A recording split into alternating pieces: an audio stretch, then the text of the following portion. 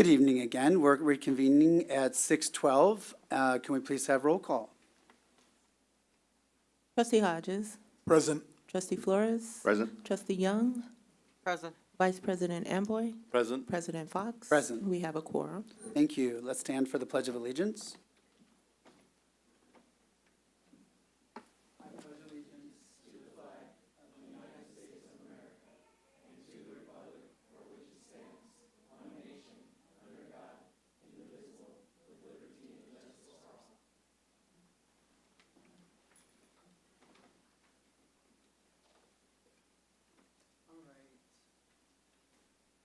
Report of actions taken in closed session. We have a few items.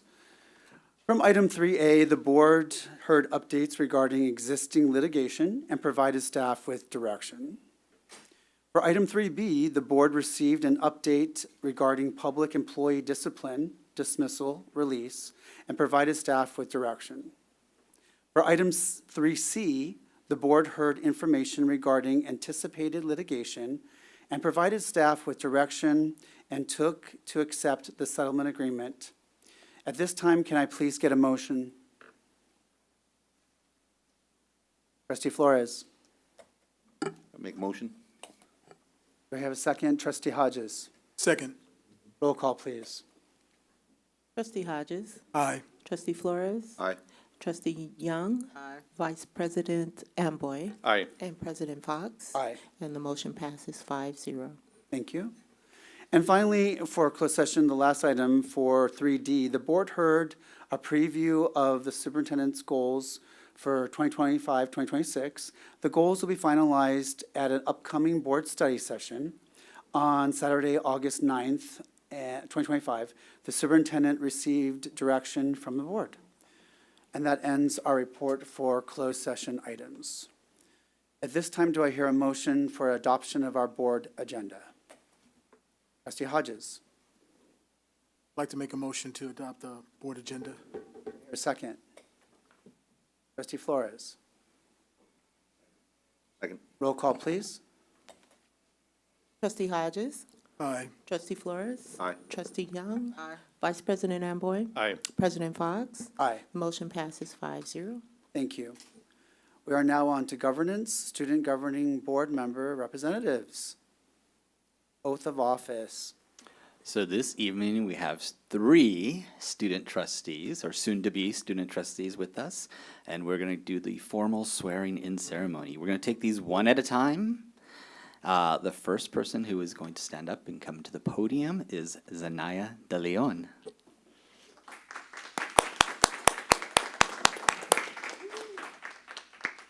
All right, Zanaya, we're going to do this together. You're going to repeat after me. I, Zanaya De Leon, I, Zanaya De Leon. do solemnly swear, You said do solemnly. do solemnly swear Do solemnly swear that I will support and defend that I will support and defend the Constitution of the United States the Constitution of the United States and the Constitution of the State of California and the Constitution of the State of California against all enemies, against all enemies, foreign and domestic, foreign and domestic, that I will bear true faith that I will bear true faith and allegiance and allegiance to the Constitution of the United States to the Constitution of the United States and the Constitution of the State of California, and the Constitution of the State of California, that I take this obligation freely that I take this obligation freely without any mental reservation without any mental reservation or purpose of evasion, or purpose of evasion, and that I will well and that I will well and faithfully and faithfully discharge the duties discharge the duties upon which I'm about to enter. upon which I'm about to enter. Congratulations.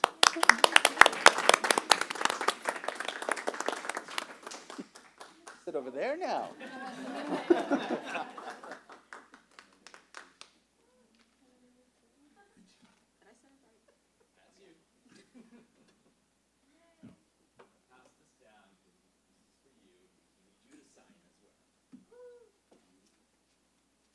Official.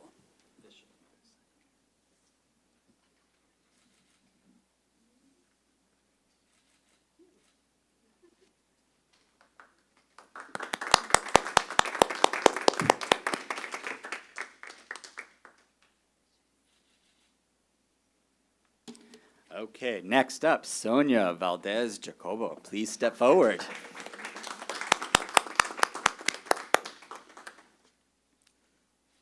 you're going to repeat after me.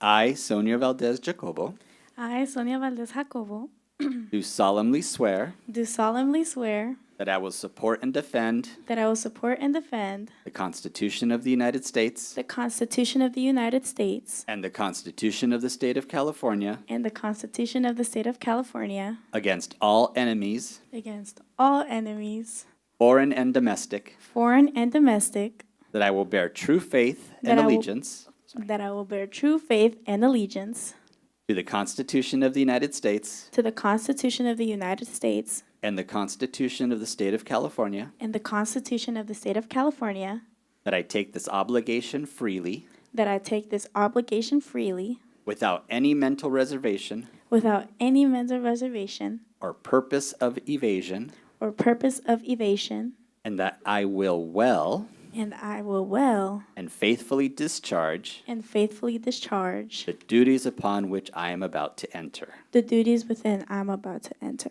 Congratulations.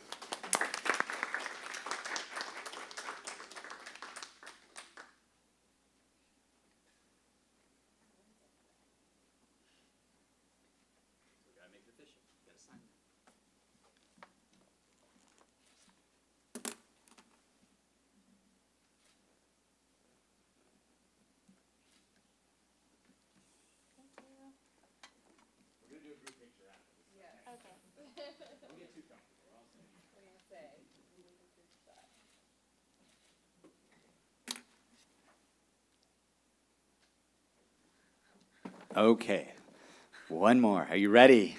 Okay, Barosh, Arbob, if you can step forward, please.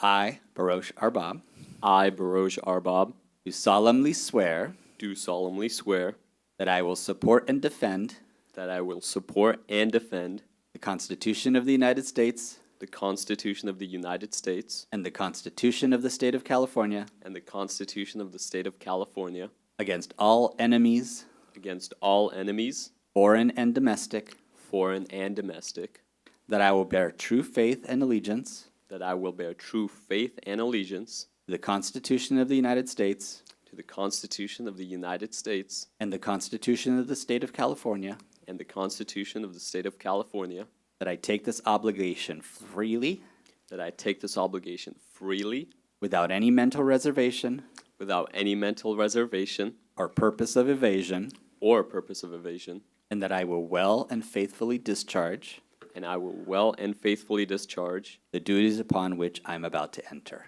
the duties upon which I am about to enter. Congratulations.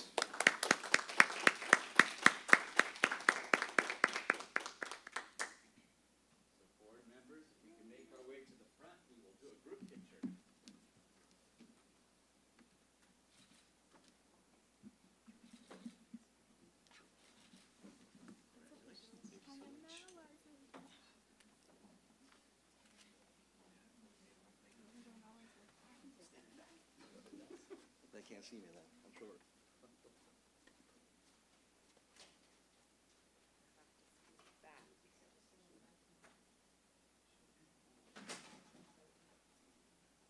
So yeah, I think if you guys can scooch this way so the podium's not in the way, I can fit everyone in.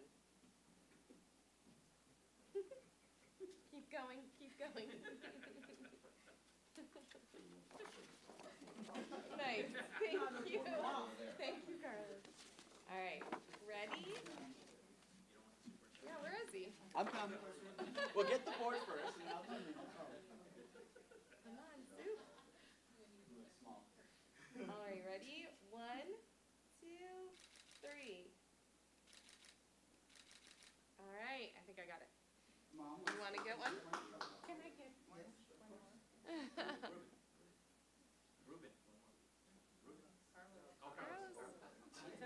I'm right here. Yeah, you're like, what am I not doing? Thank you.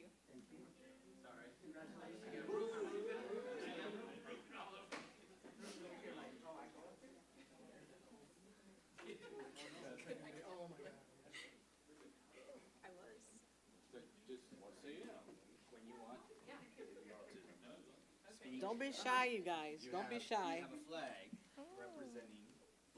Go Jags. President Fox will know you need to be called on. Oh, that's what, okay. Oh, am I supposed to? Okay. Yeah, that was a memo. You're gonna need a bigger boardroom. All right, thank you guys. Okay, this is fun. Is this? This looks so professional. Dude, I missed my note. I got nervous. I'm shaking. Welcome to the three of you, and we are so happy that we now have representation from all three of our high schools. Your voice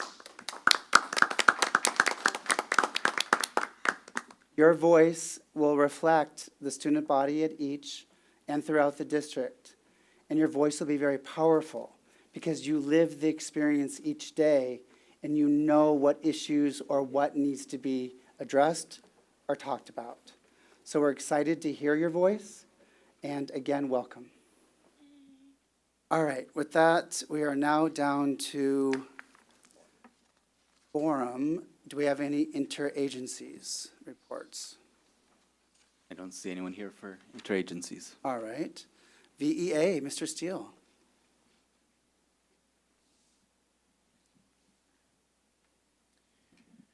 Good evening, Board. Welcome to our student trustees. Your voice is very much needed.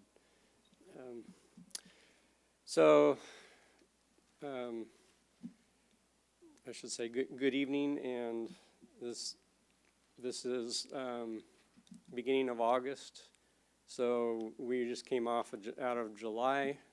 Most of our certificated staff are on vacation. I did spend a significant amount of time. Our members are reaching out to me very concerned about the school closures and what they're seeing. I know what the big picture is, but what they're seeing is a lot of programs being moved around. And just simply moving programs around is not going to it's not going to save us money. So some kind of a communication needs to get back to our certificated staff that there's a lot more to it than that. So hopefully at the next board meeting, school will be in full swing and I'll have more to report. Thank you. We have CSEA.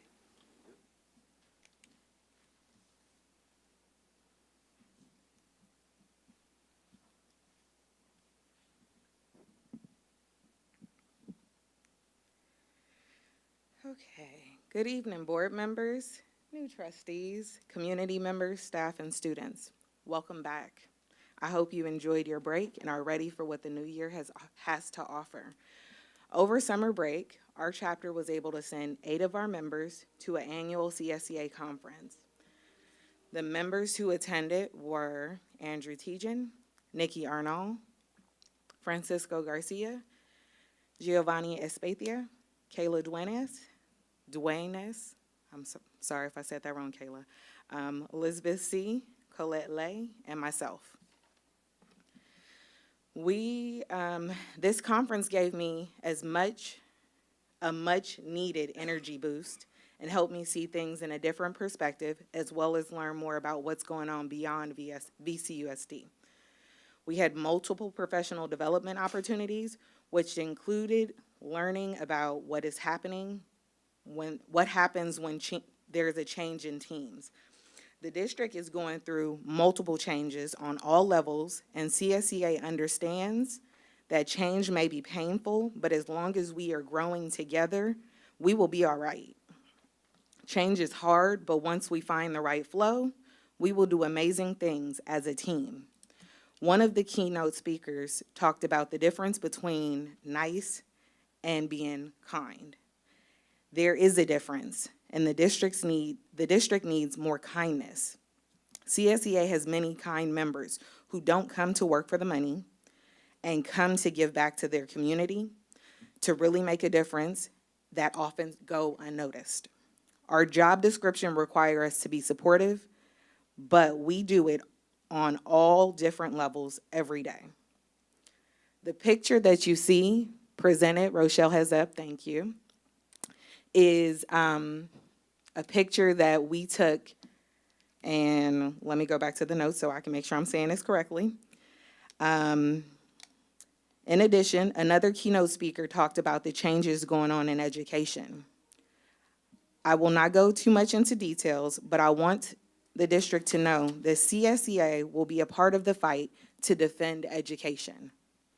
The picture before you is over 1,800 CSEA members showing you that we understand that we are fighting for more than just our jobs. We are fighting for our futures. The Department of Education is being attacked, which affects all of our futures. CSEA is ready for the new school year and look forward to the first negotiation session with the new district team this Friday. Let me know if you have any other questions or any questions. Thank you. Thank you. We have VSMA. No? Great. Any reports from district advisory committees? No reports at this time. Community members? Yes, we do. We have one yellow card. Ms. Hazel Wilson, please.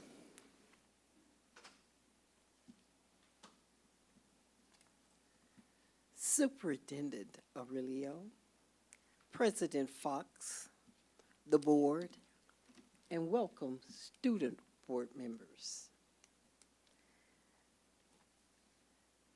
On this Saturday, in front of Corbett's Field, the teacher store will be holding a supply drive.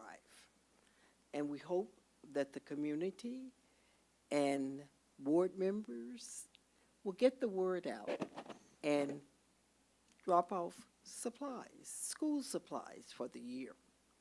We want to make sure that all students have what they need.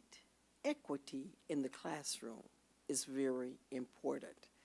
So therefore, school supplies are very important. That's August 9th from 9 to 12 in the morning in front of Corbett's Field. We will be open to the teachers to come and shop for free. Next Thursday and Friday, August 14th and 15th. Our rooms are, the teacher store is located in room P13 on Vallejo High's campus, across from Corbett's Field. So we hope that you will take the opportunity to come and see. Our biggest donor, as usual, is C.C. Sabathia. Last night at the city council meeting, he was appropriately recognized. Vallejo High School class of 1998. The city recognized him by, there will be an honorary street signs, C.C. Sabathia Way, the gateway into Country Club Crest, where he is very proud of. When he talks about where he came from, he doesn't say he came from Napa, American Canyon, Benicia, Vallejo, the city of Vallejo, the Country Club Crest neighborhood. Also recognized was Confunction. They are graduates of Vallejo High School 56 years ago. Michael Cooper, the leader, recognized in the audience two of his classmates who did not go on with them after high school. Coach Mike Wilson and Joe Jones. Both of them were members of Confunction at that time, Project Soul. We hope the memories that they shared about the 100-piece band at Vallejo High School, always competing in the Rose Bowl. We need to get back there.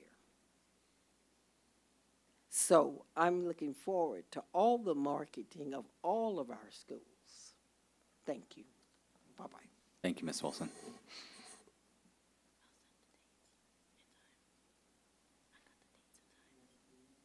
That's all? All right. Student reports, we wouldn't have those if. No, yeah, we 'cause do. school hasn't- We have Oh, some student reports. From summer school? Okay. They're gonna shed some light on what they did this summer. Oh, okay. So who wants to go Like to first? start. Okay. Can you guys hear me? Yes. Okay. Okay, good evening. Yeah, good evening, everybody. My name is Sonia Valdez Jacobo. I'm the new student trustee for Vallejo High School. And this summer, I was proudly to be part of Supervisor Cassandra James' District 1 intern. It's been such a life-changing experience where I've learned a lot of new things, a lot of more mentorship, not just practice my own, not just practice my leadership skills, but also be around the community, learning more about everybody, being everywhere, getting my face out there, and really hearing about everybody's experiences and other stuff. So, yeah.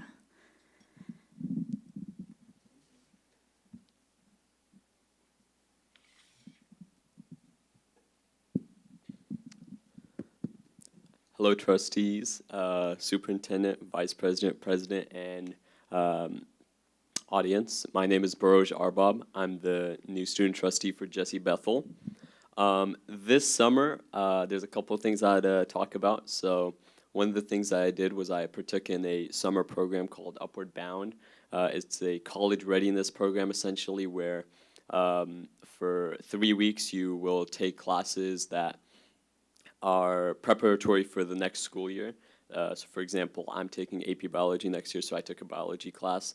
And for the next 3 weeks, what we did was, it was really cool. We got to live at UC Davis in the dorms, got to go to the cafeterias, partake in activities. And it's a really great program. I think it would be great if we could share that experience with other students, because it really helps in ensuring students are able to have the confidence to go into a college after high school. Another thing, this is just preparatory for my role as student trustee.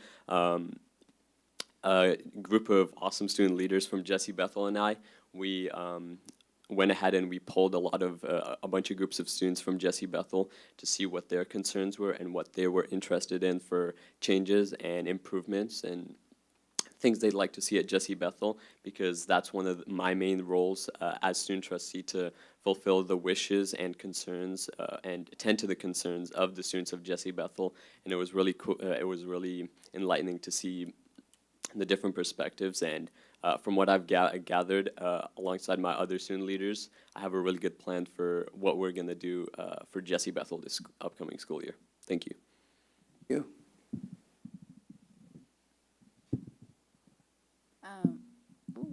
Good evening. My name's Zanaya Delion. I'm the student trustee for John Finney Education Complex.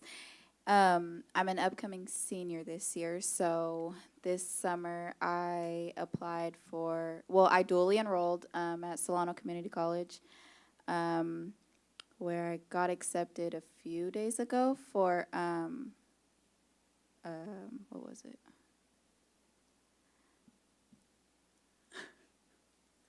Oh my goodness.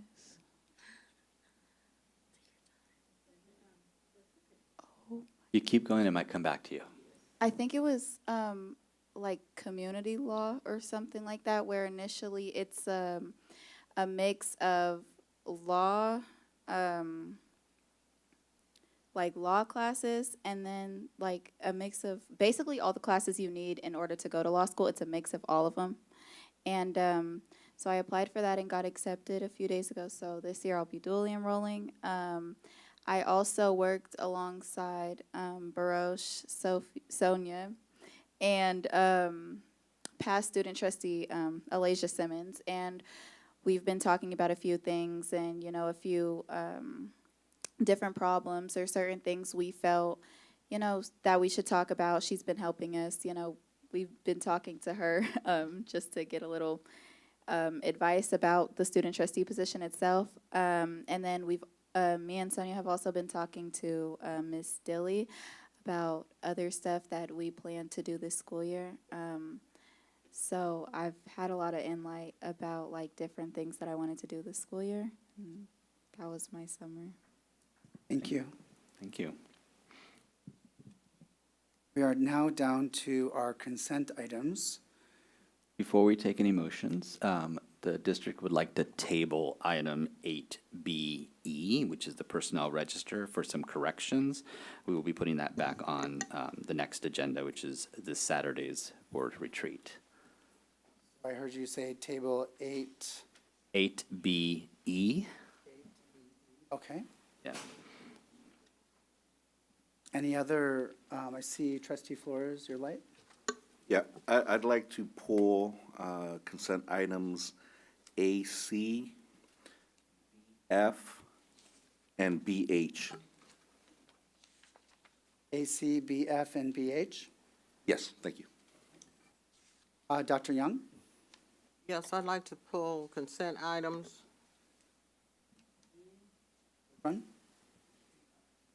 I, little I, and H, and little a and H. AI and AH.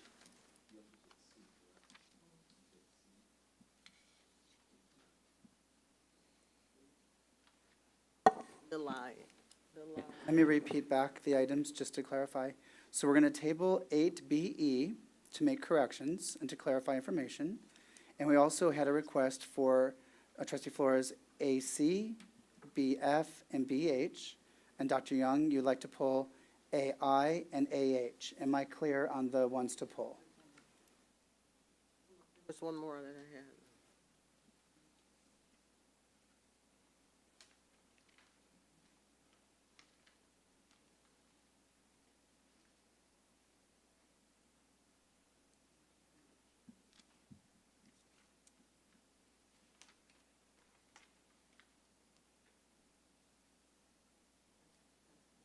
You're good?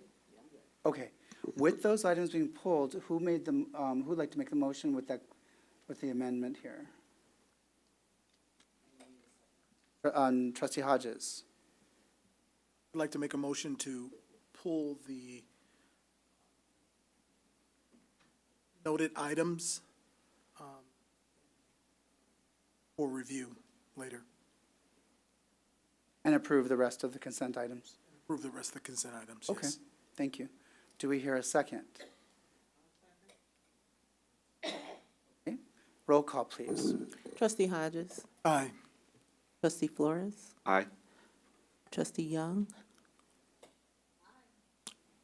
Vice President Amboy is absent. President Fox, Aye. trustee Valdez Jacobo, Aye. trustee Baroche Arbab, Aye. and trustee De Leon. Aye. The motion passes 5 and 1 absent. Sorry, correction, 4 and 1 absent. So we're going to take these one at a time in order. Okay. And I say we go alphabetical, which would be item 8AC. Little a, little c would be the first item. And that is the contract for a graduate alliance. That was pulled by trustee Flores. Do you have a question? I'm going to have Assistant Superintendent Topacio come forward as well to answer any questions we might have on this item.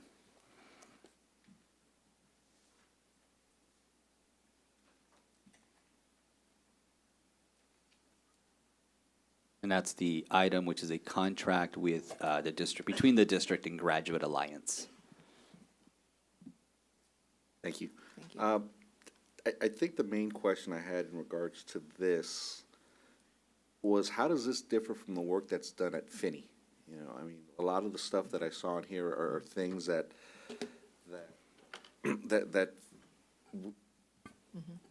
Finney addresses, and when I look at, you know, spending over $500,000 for this program, why couldn't it have been done why couldn't those funds have just been given to Finney, for Finney to expand the expanded? So it's a little different. The not to exceed amount on the contract is not what we're paying Graduation Alliance. We would only be paying them for students who we have been attempting to reengage in school, who we've been unsuccessful in reengaging. They would do the outreach to those students, seek them out, and provide them with supportive services in areas where we haven't been able to find these families. Maybe we've been doing calls, they've dropped off our radar, and they've been disengaged from school completely.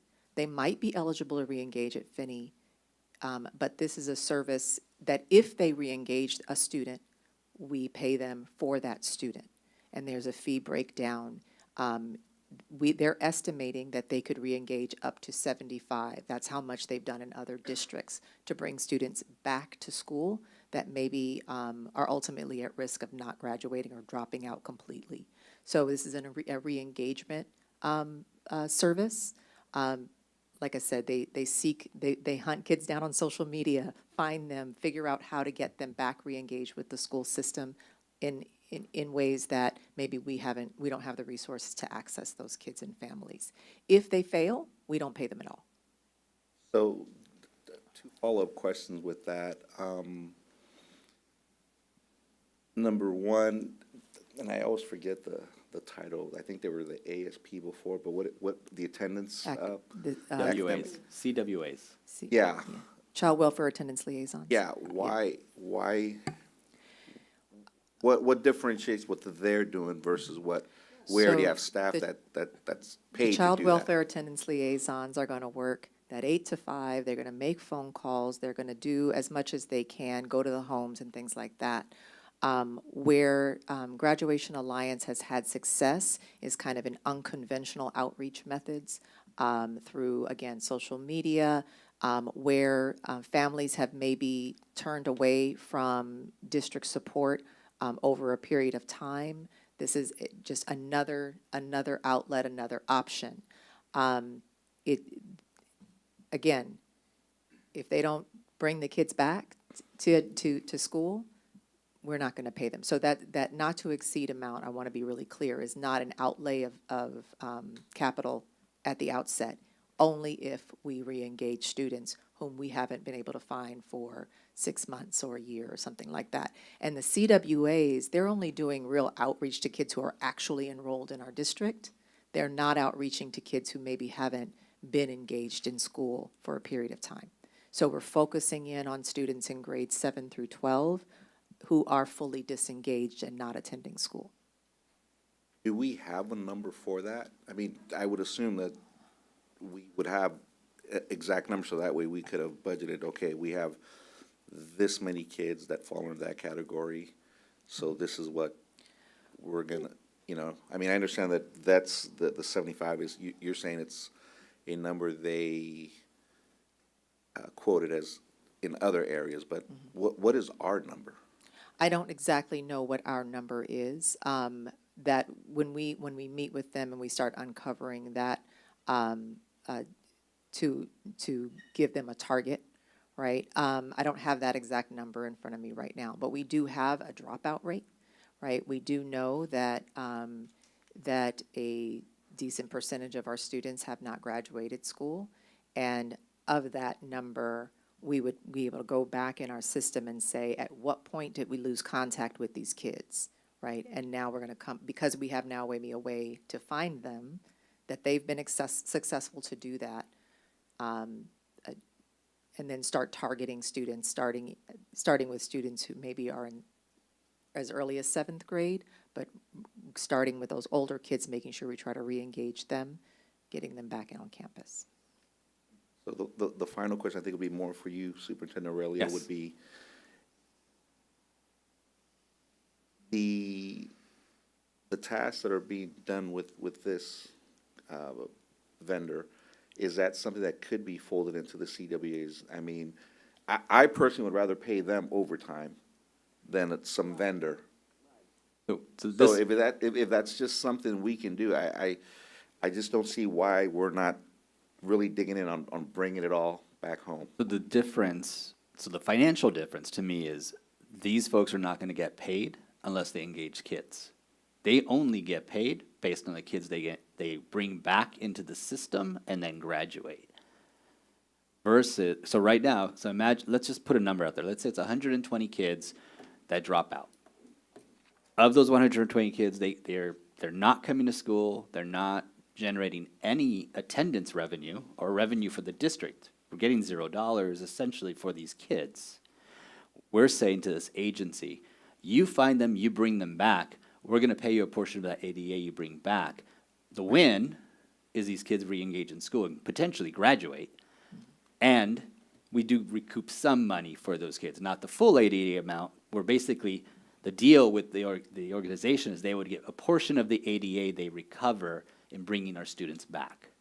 And But- it increases our graduation rate. if It they does. graduate. But you're saying that potentially graduate, you're not saying Right. that graduating is a requirement for this vendor, because, you know, I get it, it's great to bring the kids back, but our ultimate goal is to educate them, graduate them, prepare them for the True. future, so. And once they're re-engaged in the system, then they can become ours again, right? Right now, they're completely disengaged, right? Our mail comes back returned, they don't answer the door, they're not answering, they don't answer our calls anymore. And like I said, currently our child welfare attendance liaisons, they focus on more of the current students' improvements in attendance, as opposed to outreach to hunt down kids that have been disengaged, right? And we could shift the focus, sure, but I would rather them right now. We need that work on that chronic absenteeism data as well, right? And as superintendent said, these are students that have kind of come off our rolls, right? And we are not receiving ADA from them. Now, the goal being they receive the services through Graduation Alliance and ultimately transition back to services in VCUSD. Once we have them back reconnected, then we can assert our mental health support teams or our academic support providers and Finney, right, to look at their needs holistically and bring them back to a physical campus when that time is right, or independent study, or whatever other program. But this is specifically targeting kids that are not coming to school and not responding to anything that we are doing. What is the percentage or dollar amount that we are giving up for this service? Because you're saying we're going to give a percentage or a dollar amount, which one is it? Yes, I don't have it in front of me, I apologize. Sorry.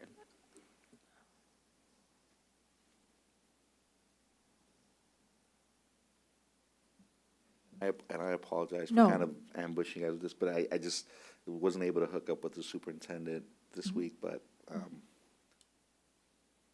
these are the questions that kind of, as I was going through it.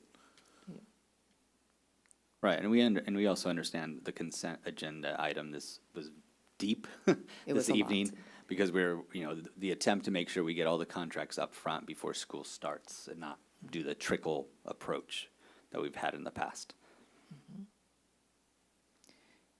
I'm trying to If you find could the look exact to number. one of the attachments in Was it- their scope of services, there should be and I can go back to my device too. One thing I as you're looking for this, I'd kind of like to comment is, I know I've asked a few times about some sort of report showing these vendors, because I'm not sure we've worked with this vendor before. We have not. But the vendor list that we've been working for at least 3 years, have a list of them, what we've spent, and what the outcomes have been based on what they said they were gonna do on their contract. Because if we're gonna start doing contract,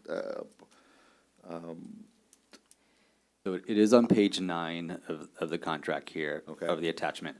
So if they recover 1 to 14 students per month, it's 75% of the grant amount earned per student. If it's 15 to 39 students per month, it's 73%. 40 to 99 students per month, it's 71%. 100 or more students per month is 69%. so they are getting 69 75% of of the the ADA? Of the ADA, which currently we'd be getting 0% of. Right. And So so then- they would engage them, they would put them on an independent study program to start, provide them coaching, tutoring, and other services, and then work to transition them back. When they are transitioned back to VCUSD fully, then we get 100% of the ADA. But during the period of time where they're providing all of the services, they would receive that percentage of the ADA. So every day that the ADA is calculated for that kid, 75% of it goes out of the district. For that student. For that student. Who is being serviced by Graduation Alliance. Okay. Okay. Yeah, and just kind of, like I was saying, just finish up my comment. I think if we're going to be doing contract ratification like this all at once, I really think we need to have some sort of report, maybe in the month before we have the break, like we did this last year, to really look at it, to see which contracts are still working, which ones aren't, so that I said it the other day, and I hate using this term because it's our kids, but what's our return on investment?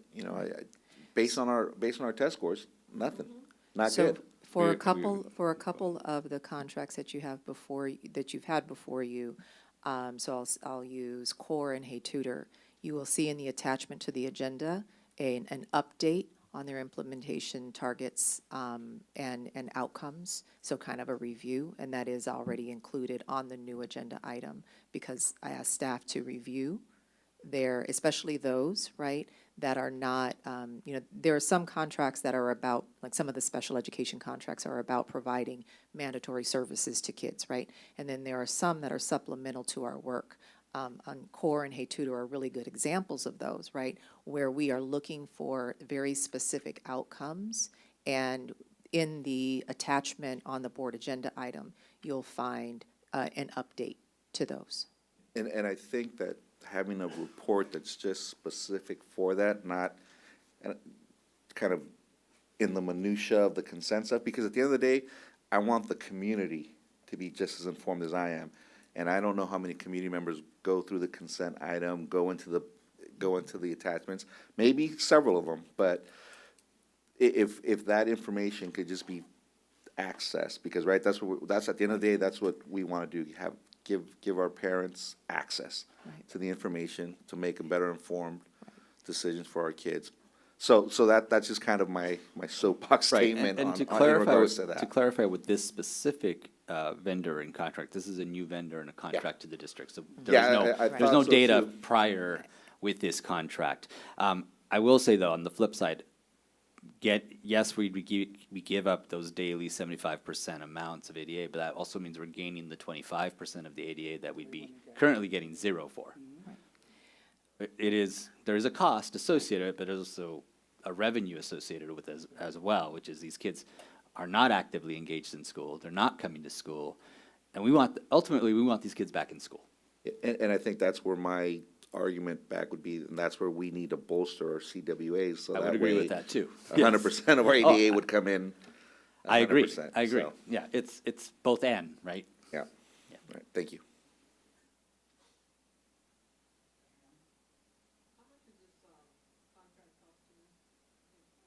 Well, it starts with zero. It's dependent on what the kids they recover. It's a per pupil. Yes. Right. Okay, I got that. So, as they bring these kids in, They would receive a percentage. go out the back door. Say that again, I'm sorry. They're only getting paid when these students engage and stay engaged. So how are we tracking that? Well, they're tracking that because they have to get these students Right. re-engaged into school and earning credits again. Does that look like coming to the school, looking at the progress report time to see who's on the DNF list? No, initially, they would be receiving services as independent study students as they work to reengage in person. If they reengage in person, then we're monitoring them like any other student. If they are on an independent study format at the initial outset, then we would get reports, on their progress. So they're on independent studies? That's what you're saying? What, If they reengage them, they would be working independently, virtually, and with coaching and tutoring. The ultimate goal is to get these kids re-engaged in school earning credits again, and then eventually back into our system fully. Graduate. And graduate. That is the ultimate goal. This contract is to help us bring those kids back into the system. It's not your typical chronic absenteeism kid. Those we are working to engage with the CWAs and the work we're doing. These are those kids that go beyond that. These are the kids that end up being fully dropped out of school. Trustee Hodges? So what I hear you saying is that this particular vendor offers this particular resource that they don't do. And we don't pay them until They're successful. until the kids are successfully reintroduced back into the school system. Correct. Right. Good. And then for me, myself, and what I've heard from this discussion is, so there's just what you said, Trustee Hodges, there's no cost to us unless they reengage the student. If they reengage the student, we get 25% ADA that we were not getting before, so we will benefit, because before we're getting nothing. And the second way we can benefit is we reengage the student that hopefully will stay, and then we'll get the full ADA and get them on track to graduate for their life. So with that, this is a win-win situation is how I see it. I would like to make a motion to approve contract AC.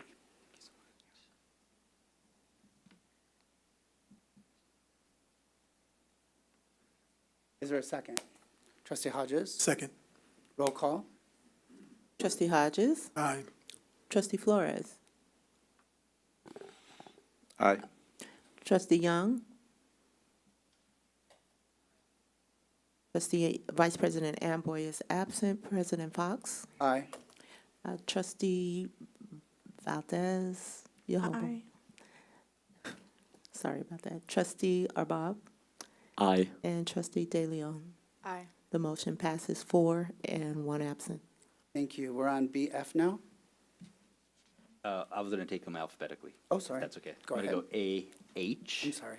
That's right. We're going to keep Ms. DeFazio at the podium, and we ask Executive Director Hardy to come up as well. So AH is a contract. AH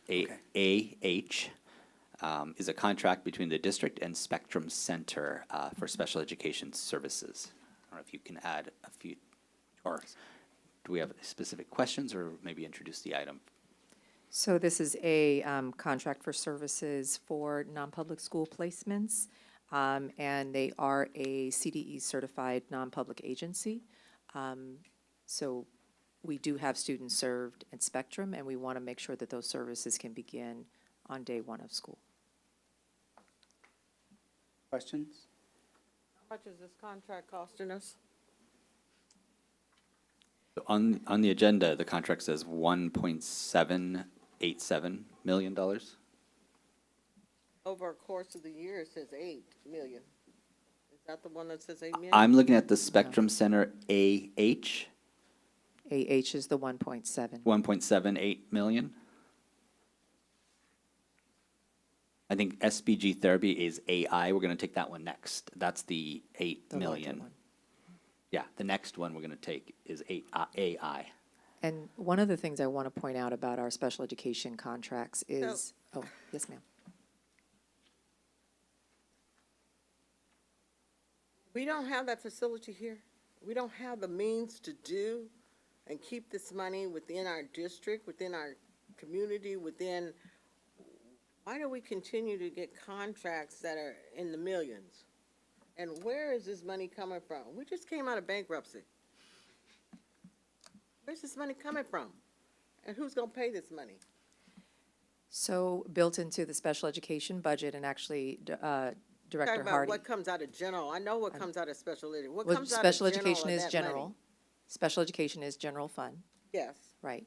So, one thing that Director Hardy's been working on is gradually reducing our reliance on some of these things. Spectrum is not going to be one of those places that we're likely to make a significant reduction. However, because it's serving a very specific need, I'll let Director Hardy speak to some of the details of that need. So Spectrum Center is a small and very specialized school setting. We currently have 15 students served at Spectrum Center. They have a few different campuses. We do have a lot of foster youth in our community, and so a number of them come already with a placement at Spectrum Center. So we have to implement the IEP that comes to us for those students. So that is a number of our students currently placed at Spectrum. The students that continue to be placed there are students who really require a very small campus because of their sensory needs, behavioral needs. They really need an extremely high staff-to-student ratio, and they're students who have not been able to be successful on comprehensive campuses.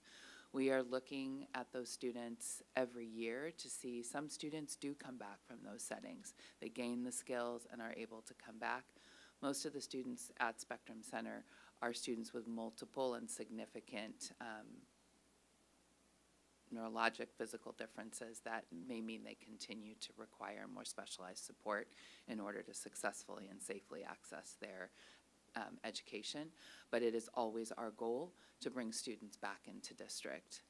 And again, we are working closely with Spectrum Center and evaluating every student, working with those families, working with their foster placements, working with the courts, working with the adults who support those students to give them the most robust educational setting that they can benefit from. But it is a very specialized set of services and supports. And we're relatively, our non-public school placements are relatively low compared to other districts, which I've said in the past was one of the things that really attracted me to Vallejo, is we do serve the majority of our students here through a wide range of services. So they work with specialized individuals such as autism? Yeah, usually multiple disabilities, so you're talking about students who may have intellectual disabilities plus autism, often physical disabilities, speech and language impairment. So these are students with very complex learning and behavioral needs. Is this money that's allocated, that's showing on the screen, for how many students? We currently have 15 students placed at Spectrum Center. So that number can go up? It can. So since I have been here, we have not made a recommendation as a district for a new non-public school placement. However, as I mentioned, we do serve foster students in the community, and so currently we've had 2 students that have come to us as foster students who are already placed at Spectrum. So we must, by law, implement that IEP for at least the first 30 days, and then we evaluate the appropriateness of that setting. So yes, it's always our goal to keep it low, but because of the nature of the community we serve, there are ebbs and flows to those students. But we also, students also move out. I'm hoping in the future that this district can address that we are a full-service community and we won't have to go outside, and we can service all our kids within this district. That's becoming to be a problem for me.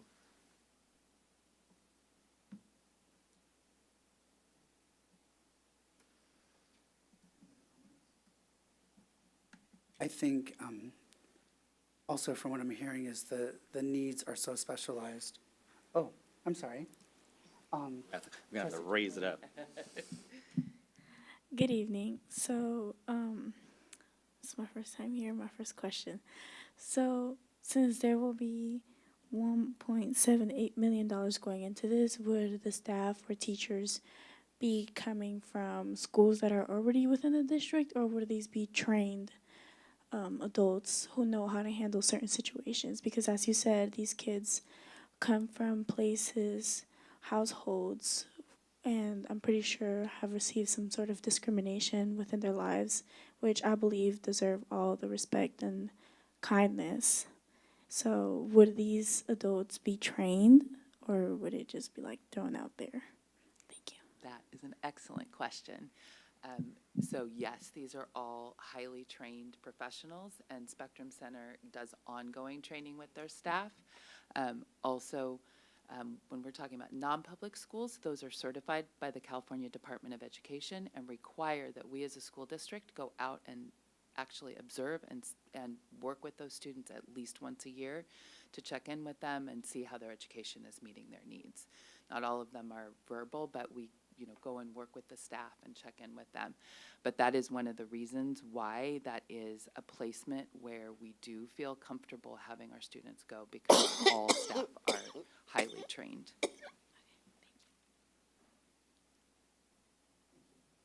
From what I hear is very intense needs that are hard to, neurological needs that, anyways. So with that, I'd like to make a motion to approve AH. Second. Trustee Flores, Second. roll call, please. Trustee Hodges? Aye. Trustee Flores? Aye. Trustee Young? Aye. Vice President Amboy is absent. President Fox? Aye. Trustee Valdez? Aye. Yehoba?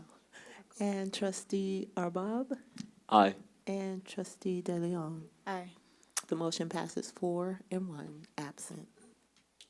Our next item that was pulled is item AI, not to be confused with artificial intelligence, AI. And that is the contract between the district and SPG Therapy and Education for the amount of $8.87 million. I believe this one was pulled by Trustee Young. Do you have specific questions, Trustee Young? The contract is for 8 million 8.8. and chump change? No. Okay, where do you think we're gonna get that money, and we just came out of bankruptcy? It says it's coming out of, general fund and special ed. And what services and the contract, who is the contract with? It's with who? So the contract's with SPG Theory and Therapy. Educational Systems? Correct. And is that a local contract, a local person in this county? They're in Walnut Creek. Huh? Walnut Creek? Walnut Creek. So, did this contract go out to bid? Or is it biddable, or is it, shoppable, or do we go out looking for something? That's a large amount of money. So the SBG contract funds 65 staff persons with specialized skills. SBG is vetted and approved by the Bay Area Collaborative, They might have money. which of we are a member. So member Yeah, agents, They might have money. member districts vet these providers for their ability to provide the staff, the specialized staff that we require. And as I mentioned, there are about 65 staff that they're providing. As we are able to fill positions internally, we may be able to reduce the need to seek outside services for these positions, but these are for staff that, to provide services that are required per the student's IEP. And I want to add, So what exactly is this service gonna provide for us? Because I haven't found that in this anywhere. before we answer that, Dr. Young, I want to address quickly just the funding of these contracts, especially around special education. And I want to remind the board that last year, when we were in this position around contracts Right. directly related to special ed, the budget that had occurred the prior year before I arrived had only accounted for $10 million in special ed funding, which is why we took this major hit at the first interim back in December when things recalculated and we realized that the contracts that were brought forward weren't for full amounts. What you're seeing this evening are full amounts for the cost for the year. We don't want to fall into that trap again this year where we don't account for the actual cost of educating our kids in special education. So it does feel heavy. It really feels, because that is the cost that it feels heavy seeing these numbers, but that is the cost that we're paying to fund these specialized programs for our kids. Okay, but. Just for we're gonna have to find context. We're gonna Yeah. have to find another way. We all agree about that. Because that's that's a whole lot of money that could probably in this district, we could refocus on some areas that we could train our own people. We agree, and this contract specifically, if I'm correct, is about staffing. It's about bringing people in to do the services that if we can hire them, we hire them. I don't know if this is one of the contracts where we're allowed to potentially hire them away from the contractor? This is not. Okay. It is, we are very cognizant though, and we, SPG, so our model for our programs, right, have a particular design that is based on California Education Code for the ratio between the staff person and the students, is driven by the services in the students' IEPs, and then is driven by best practice to ensure that our students get an effective education. So, we have developed that model, vetted that model, and then are tightly staffing to that model. We are trying very hard to recruit directly because we know that that is the best thing for our students, and there are certain positions that continue to be very difficult for all districts to be recruiting right now, including speech therapists, occupational therapists, behaviorists, and so those are the staff that are in the speech pathology contract. So you will be filling the board of the positions that we cannot fill? Is that what you're saying? That is correct. We have a very tight staffing ratio and design for the program. How many and we're- positions are those? Is that looking like 8 million? Well, so last year when I took the position on and we submitted our report to the state in June, we were at 50% of our staff were contractors.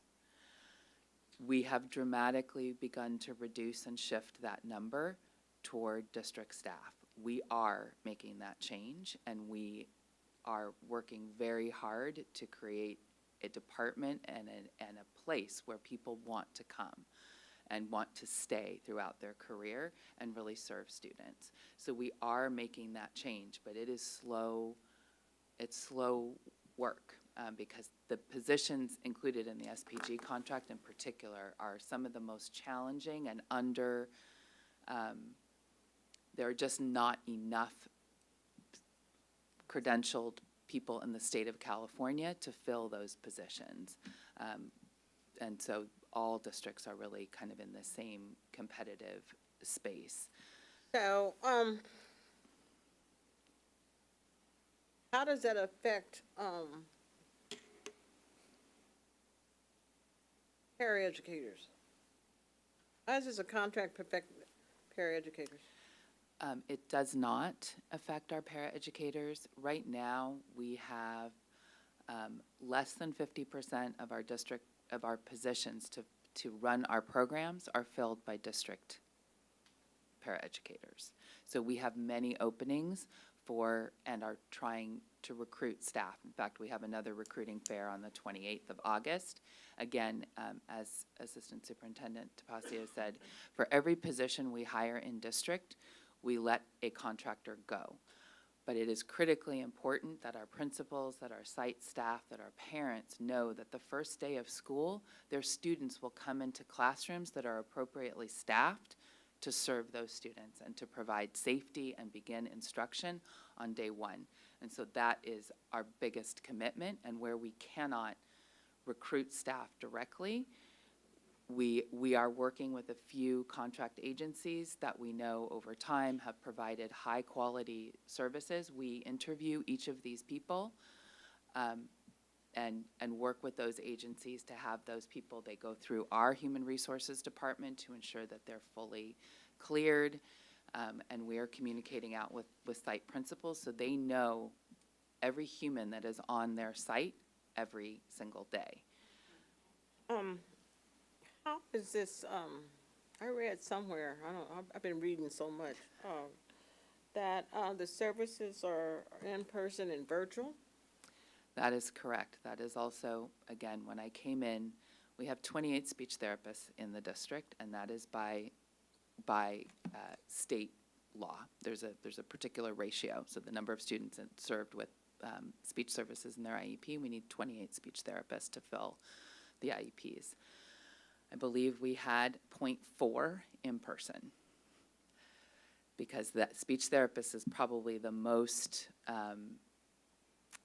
the difficult to recruit in the state right now.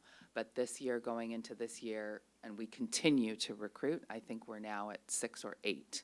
And so we are prioritizing putting our in-person speech therapists with our youngest students, preschool, TKK, and build up as we can recruit increasing numbers of speech therapists. But we are forced to use some virtual staff in order to fill positions. We do use what are called VTAs, virtual technical assistants. They're actually outstanding and excellent, and they sort of are the in-person facilitator for the student. But it's not optimal.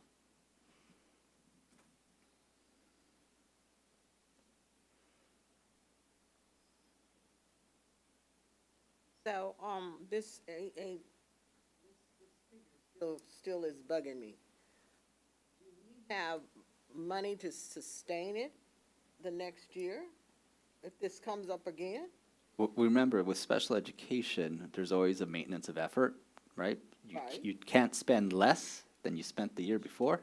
Typically with special education, it is a growing Better spend cost. all of this. Am I correct also, though, if we don't, like you said, day one, we have to, because these are IEPs, they're legal documents. If we don't provide each of the legal people to provide those services starting day one, we're on the hook for more money. Potentially. So, I mean, and most importantly, we're not serving our students, but yes, there are both state and legal ramifications if we are not fully staffed and providing services to and I students. know that it's hard, knowing that I work in another district, I know it's hard to find any of these, especially special ed. Special education, there's such demand, that it's hard to find any. And it's a growing demand right now, right? We are up the number of students that have qualified, particularly in preschool and TK. Again, this is not a trend that is unique to Vallejo, and something we are working very, very hard and redesigning our entire programs to ensure that we are fulfilling our new care team model, that we are bringing our expertise and adapting the learning environment to meet the needs of differential learners to strong first instruction with general ed, right? That is the goal, and over time, we will reduce the number of students, which will allow us to reduce the budget we're spending, right? So that's how we have to do it. So there's only 3 reasons to reduce that maintenance of effort. We are taking advantage of every opportunity we have. We've already adjusted a significant amount of the budget going into this year through really designing that program to be very tight, to be evidence-based, and to really staff to each and every position only that we need in order to deliver our programs, and then to really look at those budget costs, and we're working with the county and the expert from school services to take every opportunity we can to accurately reflect what students need and to make sure that those services are delivering what kids need in the most efficient and effective way. So, can this money be also used for not the targeted teachers? I mean, not the targeted area that we can't fulfill? Can this money be used to assist people in getting the IEPs to the sites that didn't do IEPs or having difficulty completing IEPs within the sites and within this district, other than the ones that you're going to service through this program? Like So the regular. this isn't a program, this is actually staffing positions that go into specific locations to provide the services at each of those schools, to write those IEPs at those schools. But yes, we also have a plan, very robust plan to go into the start of the year. We've identified the IEPs that are overdue, and we have a plan to get those caught up. Okay, I got that. Thank you. Trustee Hodges? Yeah, so what I hear you saying is that this is a need that we have. It's a pretty expensive need. and this particular vendor provide that service for us. My question is that, was there not a local entity that could provide that service? Somebody, some entity here in the city of Vallejo or Solano County? No, not for the services that we contract through SPG.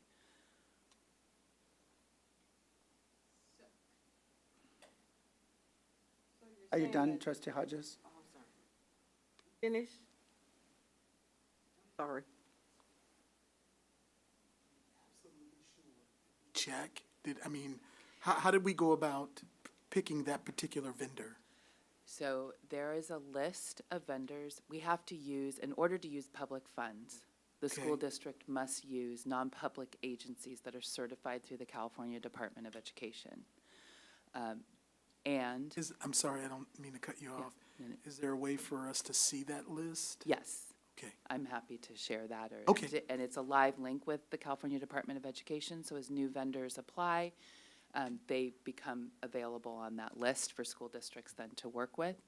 There is another structure within the Bay Area called the Bay Area Collaborative. It's a group of school districts that work together with contract agencies to develop a fee schedule to ensure that we are getting an appropriate fee for services, right? So that we are not negotiating in isolation, but we are working with many districts to develop a common contract, common requirements for insurance that may exceed what the California Department of Education requires as a minimum.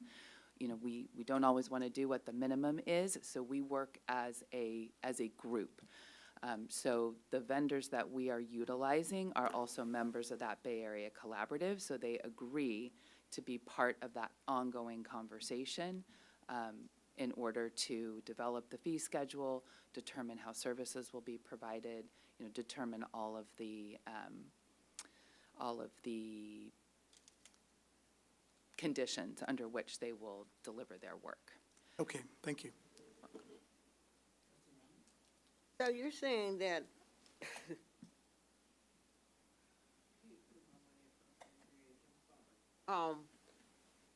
you're saying that there is nothing in Solano County on this side of the bridge going up towards Sacramento that we can utilize in this particular context? So what we Could have utilized in this particular context? So what we did this year was, last year, the department had 69 different contractors, which was a huge number to try to manage and support. So this year, we took a look at the contract agencies that were providing us the highest quality service, the most positions, right? Because it's also very hard for site principals to manage when you've got many, many different people on your site, right? And it's hard for our human resources to manage every person who's coming on board. So by narrowing those that had the broadest reach, were the most consistent in delivering high quality services, we also worked with those agencies to drop their rates below the Bay Area Collaborative rate so that we are getting a better local rate, and some other additional supports around tracking timesheets for staff, giving us substitute staff if staff are out. So all kinds of additional supports that are hugely impactful for our sites, and again, ensuring that continuity of service for students, right? Our also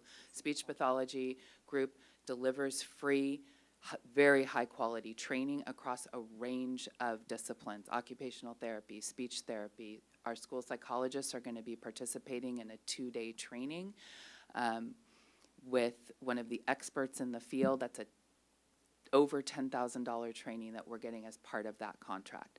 So there are additional things that come along with some of these contracts. So we've been very careful to identify the agencies that are going to give us the best quality support and services across a range of different ways of thinking about it. And of those agencies that we work routinely with, we put all of our positions out. We say, here's all the speech therapists we need. Here's all the OTs, the behaviorists, the not adaptive PE, we have our own, physical therapists, right? All the positions where we're open. And then as they are able to fill those positions, they'll say, we have a candidate for you. We will then interview that candidate and determine if that candidate is a good fit for us. So the contracts you see now are an actual reflection of the humans that will be fulfilling these critical roles starting day one of school. And so we have written those contracts to be adjusted literally to the human being that will be in these spots.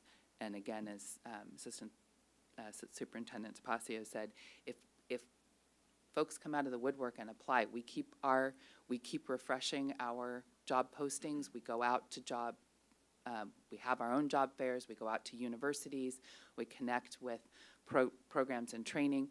If we get our own staff applicants, we let contractors go. And our school psychologists, this year, are a prime example of that. Our department has done a phenomenal job of recruiting folks to come to the district, and so we've actually let go of 2 contractors in order to hire directly. So that is the process that we go through on an ongoing basis.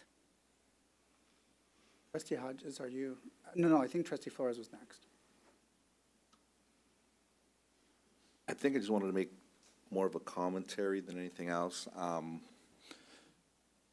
Hearing a lot of different things, I think in part for our new student trustees and for those in the community that don't necessarily engage in the special ed part of the school systems. I had the good fortune of being invited to that lobby day for SELPA. And one thing that's going on right now is that shortages in teachers with these kind of credentials and specializing is that critical. And it's not just Vallejo, it's not just Solano County, it's the state, it's the country. There's just not enough folks. So I don't doubt that you're trying, and I think the ultimate goal obviously is to bring it in-house. In the meantime, until we do bring it in-house, save as much money as we can. But like President Fox was saying, there are certain legal requirements that we have to do. So I think the ultimate goal obviously is, yes, that we would have staff that fulfills all these roles and that would be gone. But we're currently in a crisis situation, and with teachers as a whole, but my understanding specifically with special education, teachers with these type of credentials. So, obviously pay more, right? That would attract them, but then that would affect the budget. So there's all these different things, but it's kind of where we're at right now. And obviously the goal would be to better it all for everyone, district, our students, fiscally, et cetera. But yeah, I know you all have a difficult deck to play, so to speak. Thank you. Oh, you have another, okay. So what you just told me, or what I just heard, is that with this service, when we open those doors on August 18th, your department will have fully staffed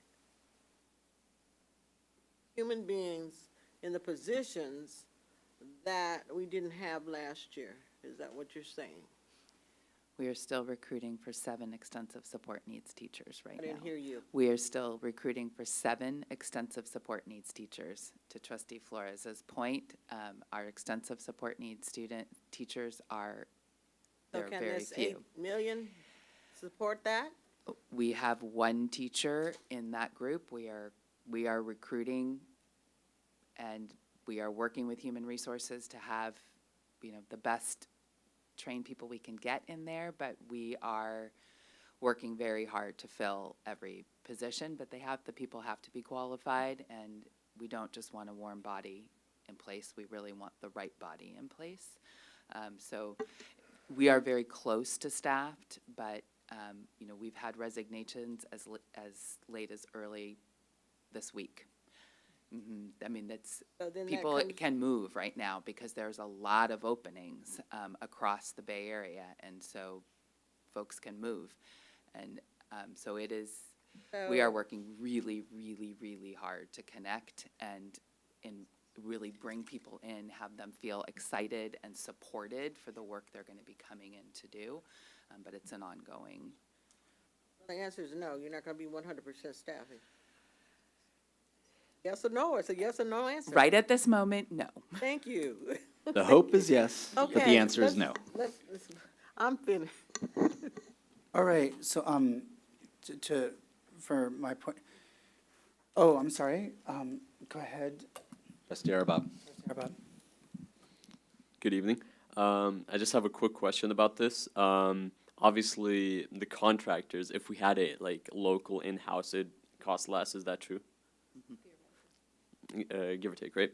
How difficult would it be, or how long would it take for us to train them ourselves in Solano County, in Vallejo, and then give those people the jobs? It's a really good question. So for all of the positions we're talking about, those folks have to have a master's degree plus a credential. So, and there are only certain accredited universities that have those programs.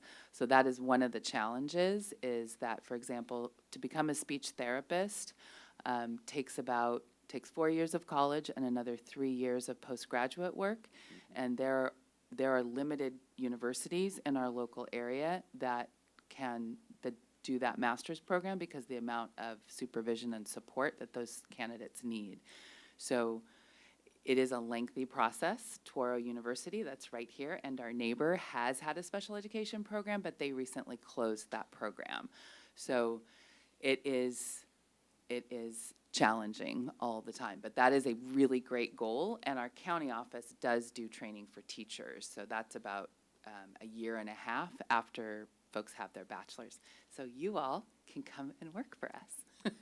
And just one more question. So I heard that hopefully we do have those positions filled, right? Because I mean, 8 million, 8.87, right? That's a lot of money. In the scenario that they're not filled, right? What repercussions do we face? We have substitute teachers, so we are very fortunate in Vallejo that a lot of our retired folks come back and enjoy subbing classes for us. So there are time limitations on the amount of time that a substitute can be in a classroom, and that's by California Education Code.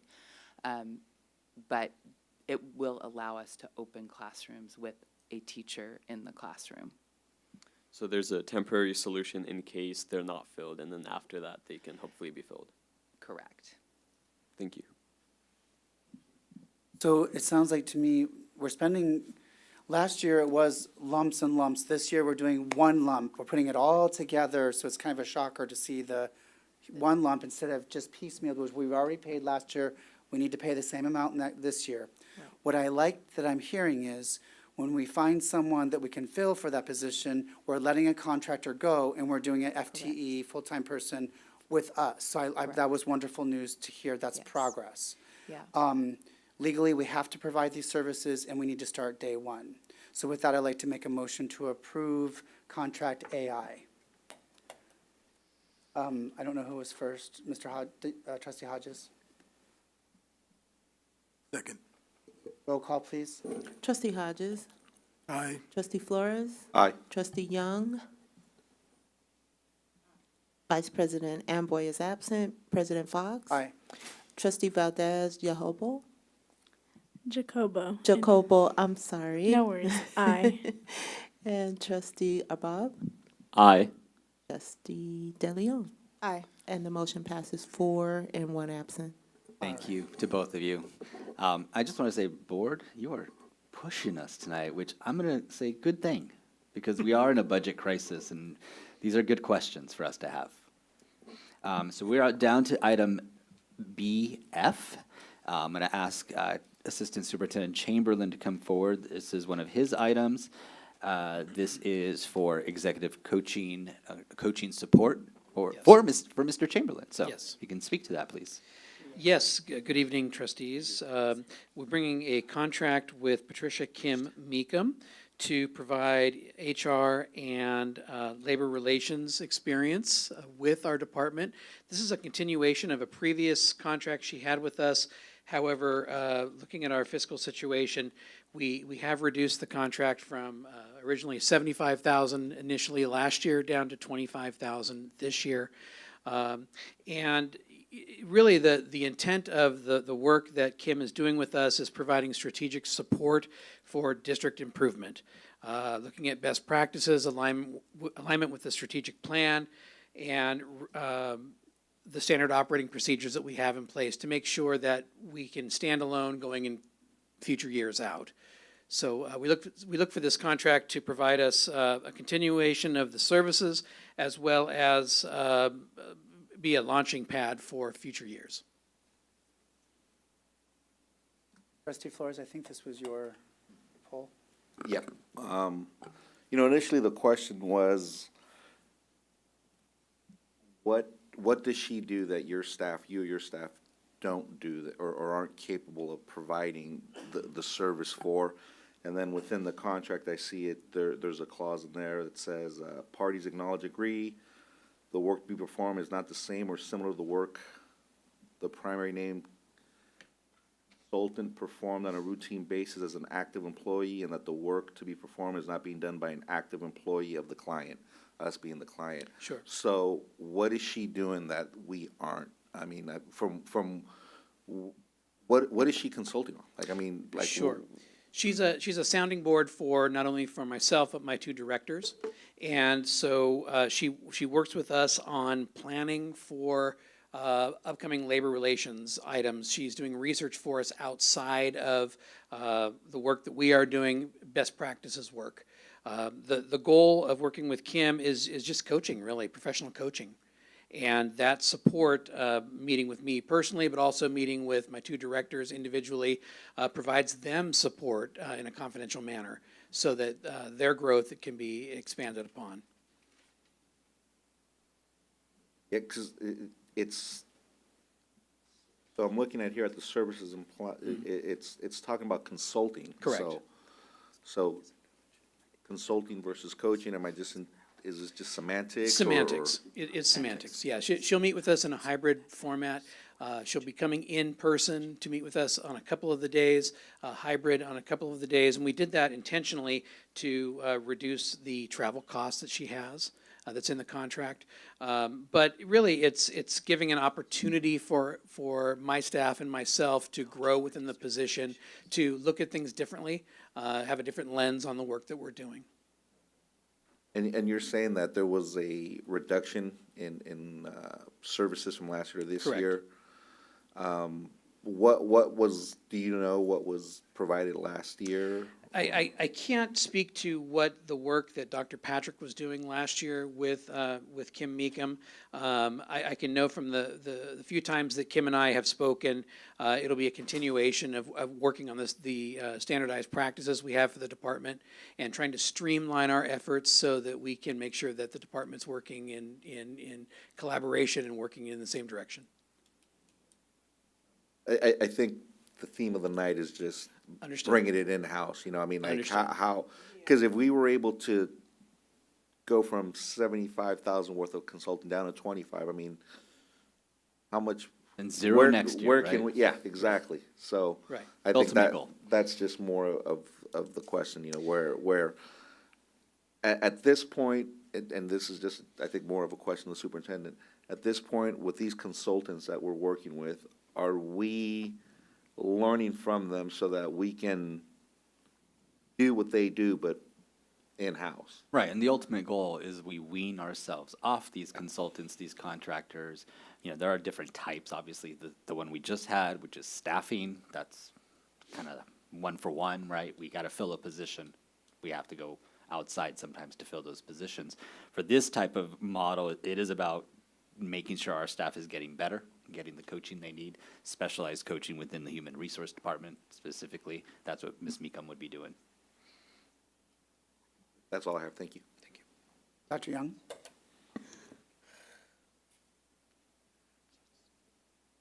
I'm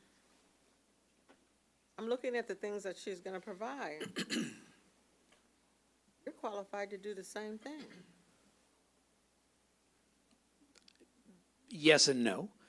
She brings a storied career as a retired HR professional, and so she'll be able to help me as I transition into this position, but also be able to work with as a sounding board to our two directors so that they can have a confidential resource for themselves. In the out years, as Superintendent Aurelio mentioned, the cost is zero. We'll try to transition to Association of California School Administrators. Mentoring programs is a possibility we could look at, but this is highly specialized for this year, and which is what I'm looking forward to. But she's supposed to be reporting monthly scheduled consulting calls 4 times a year, 2 consecutive days of on-site visits. What possibly is that going to do for us? So again, the goal is to make sure that our standard operating procedures for the department are set and streamlined. So as you know, we're a big department, we're a dedicated department, but we want to make sure that we're all rowing in the same direction. And I have experience in working towards that, but also I think an outside lens is important to provide a different look, a different angle towards what we're doing to make sure that we're all focusing on all of our students.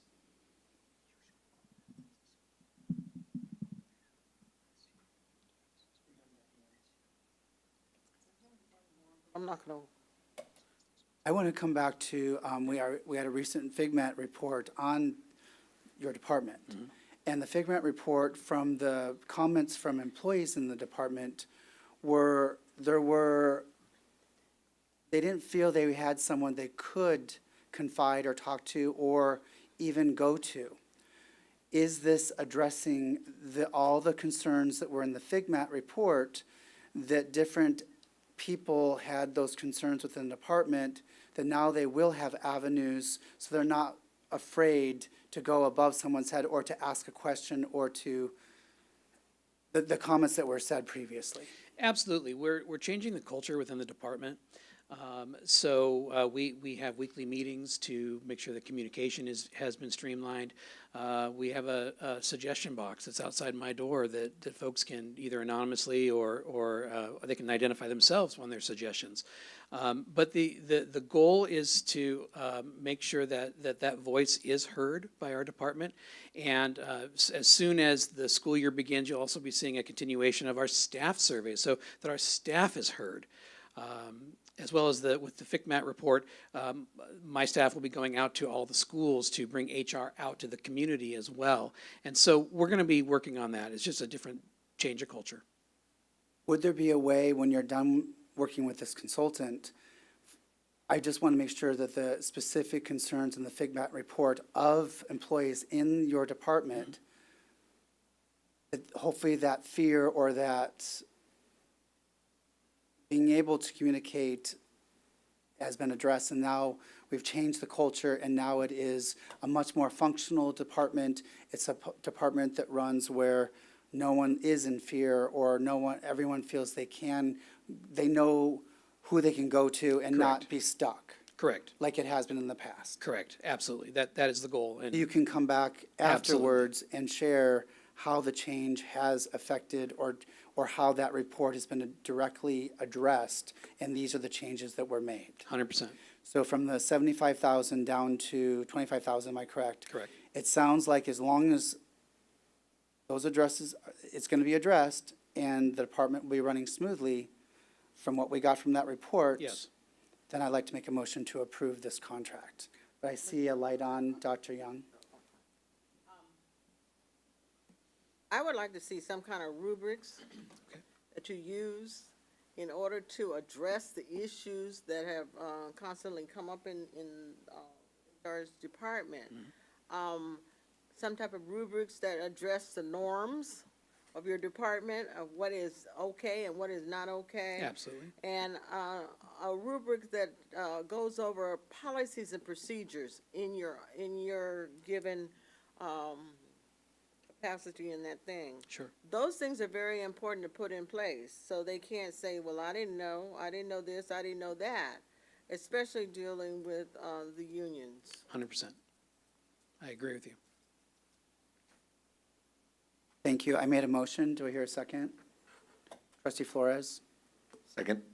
Roll call, please. Trustee Hodges? Aye. Trustee Flores? Aye. Trustee Young?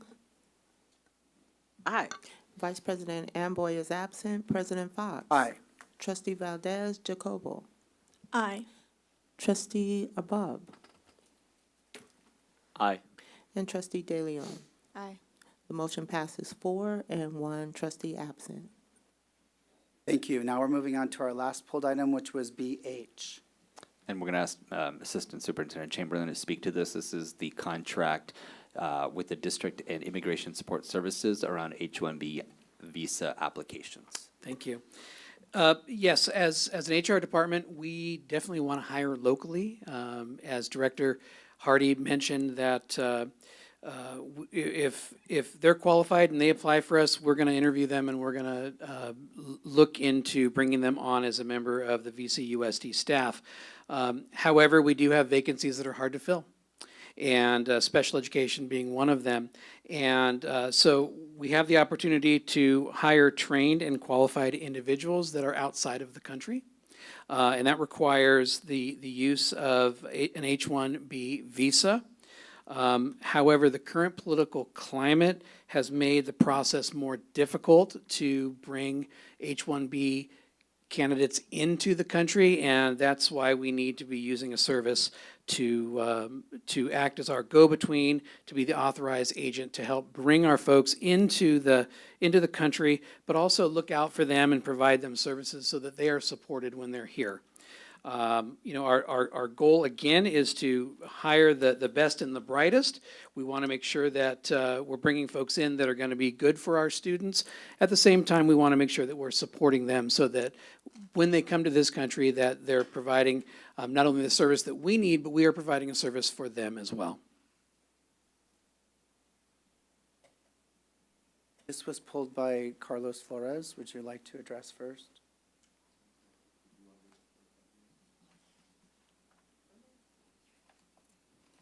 Thank you. Initially when I'm looking at this, my union brain was like outsourcing. What's going on? Understood. I think one of the first questions that came up was, in regards to this, was there any input from the unions in regards to like, hey, we're going to go down this route? Was there any discussion with the unions about this? Because obviously the ultimate goal is to fill the positions. Correct. Right? But there's fears of, replacement, like, are they going to be, are they going to come in under the same collective bargaining agreements, et cetera? Other than their immigration status, everything else will be the same, correct? Correct. So far as, and then the other question I had, is there any focus on different parts of different countries that we're looking at, considering our district is over 50% Latino? I mean, would we be focusing on looking at trying to recruit from certain regions more than others? Is that, or is it just folks that apply and? Yeah, good question. I can't speak to the conversations that Dr. Patrick had with the bargaining units previous to my hire. I'm not sure, but I know that we have been using these services for the last few years, and so this is not new to our district. It's not new to any of the districts in the area. Many of the districts are recruiting from Venezuela, from Guatemala. Trying to find where there's qualified and trained individuals that want to come and relocate here and work with us. But it is a very rigorous process for those individuals to come here. And I will continue to be working with our union partners so that they know that, again, if we can hire locally, we're going to do that. If we have qualified individuals, we're going to do that. This is going to fill the void so that we have a qualified individual in front of our students as soon as possible. And it's just going to fill the voids. You're welcome. Trustee De Leon? Hello. I think my question initially is, because you're saying, you know, obviously they still have to be qualified and everything. Correct. But we also understand, even within the schools here, you know, we always see a difference in the services that certain places get compared to others, and the qualifications they're able to get depending on where they are. Is there any way that places that don't have as many, you know, ways to be qualified for certain things, is there any way that we can offer services or support for stuff like that? If they wanted to, you know, apply or something, would they be able to, you know, get their qualifications in Like different subject ways? matter or Like, help me out? like, because I understand, like, you know, you can go online, you can get qualifications certain ways, like be able to, you know, be qualified for different positions. But for people who are in different places who aren't able to get the same qualification, education, or whatever that different places can, is there any way that we can support them through that if they wanted to apply? It's a good question. And so the contractor that we use, they vet their own candidates before we even interview them. So so that's something we'd have to talk with the vendor about. But currently, the folks that come before us that we would interview have been vetted, they're experienced, they're educated, and they're able to come here and start as soon as possible. Trustee De Leon, I'm also understanding, are we training teachers or we're growing teachers? Is that also what you're thinking about? 'Cause Yeah. so we do have a program. We have the Alder program With now, Alder program, yes, the where residency. we are bringing teachers in and providing them the training so they can get fully credentialed. Okay. Yes, So we're absolutely. doing that. We're doing that, and we have to use every avenue possible. Thank you. I'm sorry I misunderstood your question. Dr. Young?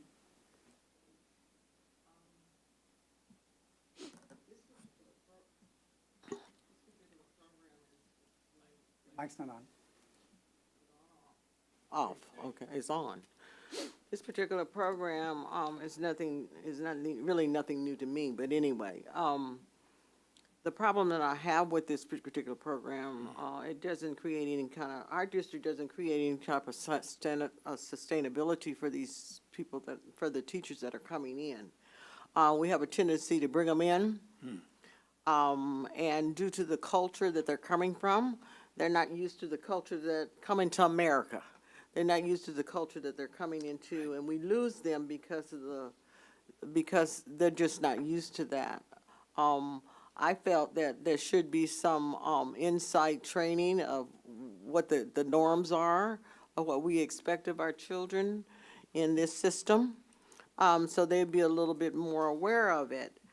But the sustainability of bringing these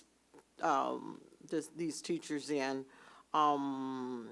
hasn't held very good. Okay. Because they go right back. We don't have anything really here to keep them here. I mean, they come and they make it through the first year, and they just said, I can't do it. I'm very conscious of that. In a previous district that I worked, we worked with an organization different from this that brought the individuals over, dropped them in the town, and said go. And they had no idea how to set up a bank account, where the store was, transportation, what the living arrangements were going to be for themselves. And so I'm very conscious about that, and that's one of the questions that we've had with this group, is to make sure that there is that support for those individuals. And then once they're on the ground, I think you make a very good point as well, that we need to make sure that there's a community for them. Well, I think it's our responsibility as a school district to make sure that we make them feel like they are wanted. Agreed. And that they're part of VSCUD, yeah, you know what I'm I talking gotcha. about. It's late shit. I'm thinking about Davis, anyway. So, that's important. But the cost of living here is another aspect. Agreed. Cost of living, we have to look at that very carefully when we're bringing these teachers over, because the cost of living where they are coming from is totally different than the cost of living, and you Yes. find out that they're barely barely making it with the money that we're giving them, barely making it. So we have to be conscious of that. If we're gonna pull them out of a country that they're comfortable in and say, come on over to America, we're gonna have to help them out.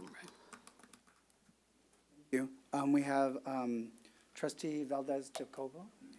Hi, good evening. So first, I just want to start off by saying I'm not just here sitting as a student trustee, but I'm also here sitting as a daughter of an immigrant parent and as an immigrant herself. So a lot of these things, even though they don't affect me as much as they did before, I, like Trustee Flores said, the majority of our demographics are Hispanic or Latino. So I really believe that we're prepared. And my first question is, what is the qualification process? Because I'm sure as you enter a new country, you don't really have much. You practically don't have anything. You don't have the understanding. You don't have the resources. You don't know where to start. So what is the qualification process? So the qualification process, they're university trained, bilingual, and then the immigration student support services, they vet the employee to make sure that they can qualify for a credential here in the United States, and then, or in California, thank you.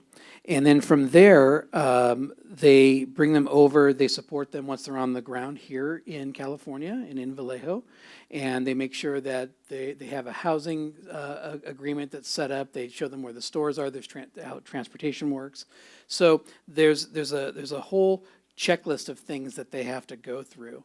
And that's something that as a school district that I will be, myself and Director Hattie Kagami will be keeping an eye on this to make sure that, again, we're supporting our folks that are coming over to California, but are also involved in the community and a community as a district.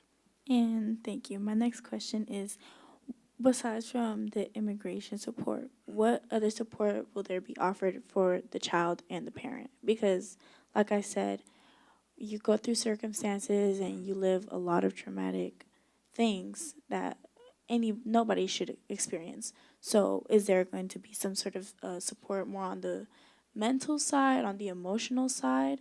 Because That's a wonderful question, and I'll make a note of that because that's an important point that I think gets lost a lot. And so I'll make a note of this and make sure that we put items in place for our employees that are coming over on the H-1B, because you're right, it is more than just the financial piece. There's the mental aspect as well. Absolutely. And lastly, Yeah. sorry, this is a really big topic for me. Lastly, would there be support for that language barrier? Again, the candidates, when they are vetted, they are bilingual when they come over, so they do have a fairly good understanding of English when they come over. But in terms of other training and things, they would receive the same training that our teachers would be here on the ground. But they would lean on immigration support services for that. But I think we can do a better job of making sure that our folks feel like they're a part of our community. All right, I look forward to hearing about that. Thank you. We'll report back. I think we have Dr. Young and then trustee De Leon. Okay, forgot my question. You go first.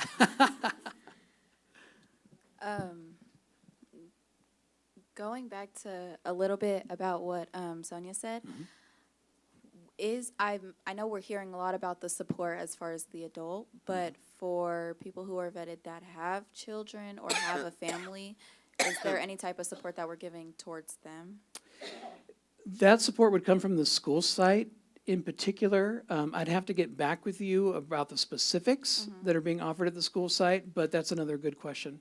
Well, because not even just about school or anything, but, you know, just like Dr. Young said, the cost of living is very different, especially when you have kids. So as far as, you know, anything else that comes to services within them having kids or anything, is there anything that we can offer for their children?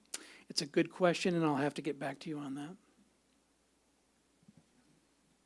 Okay, my question to you, I know you just got your boots on the ground. Yes, I did.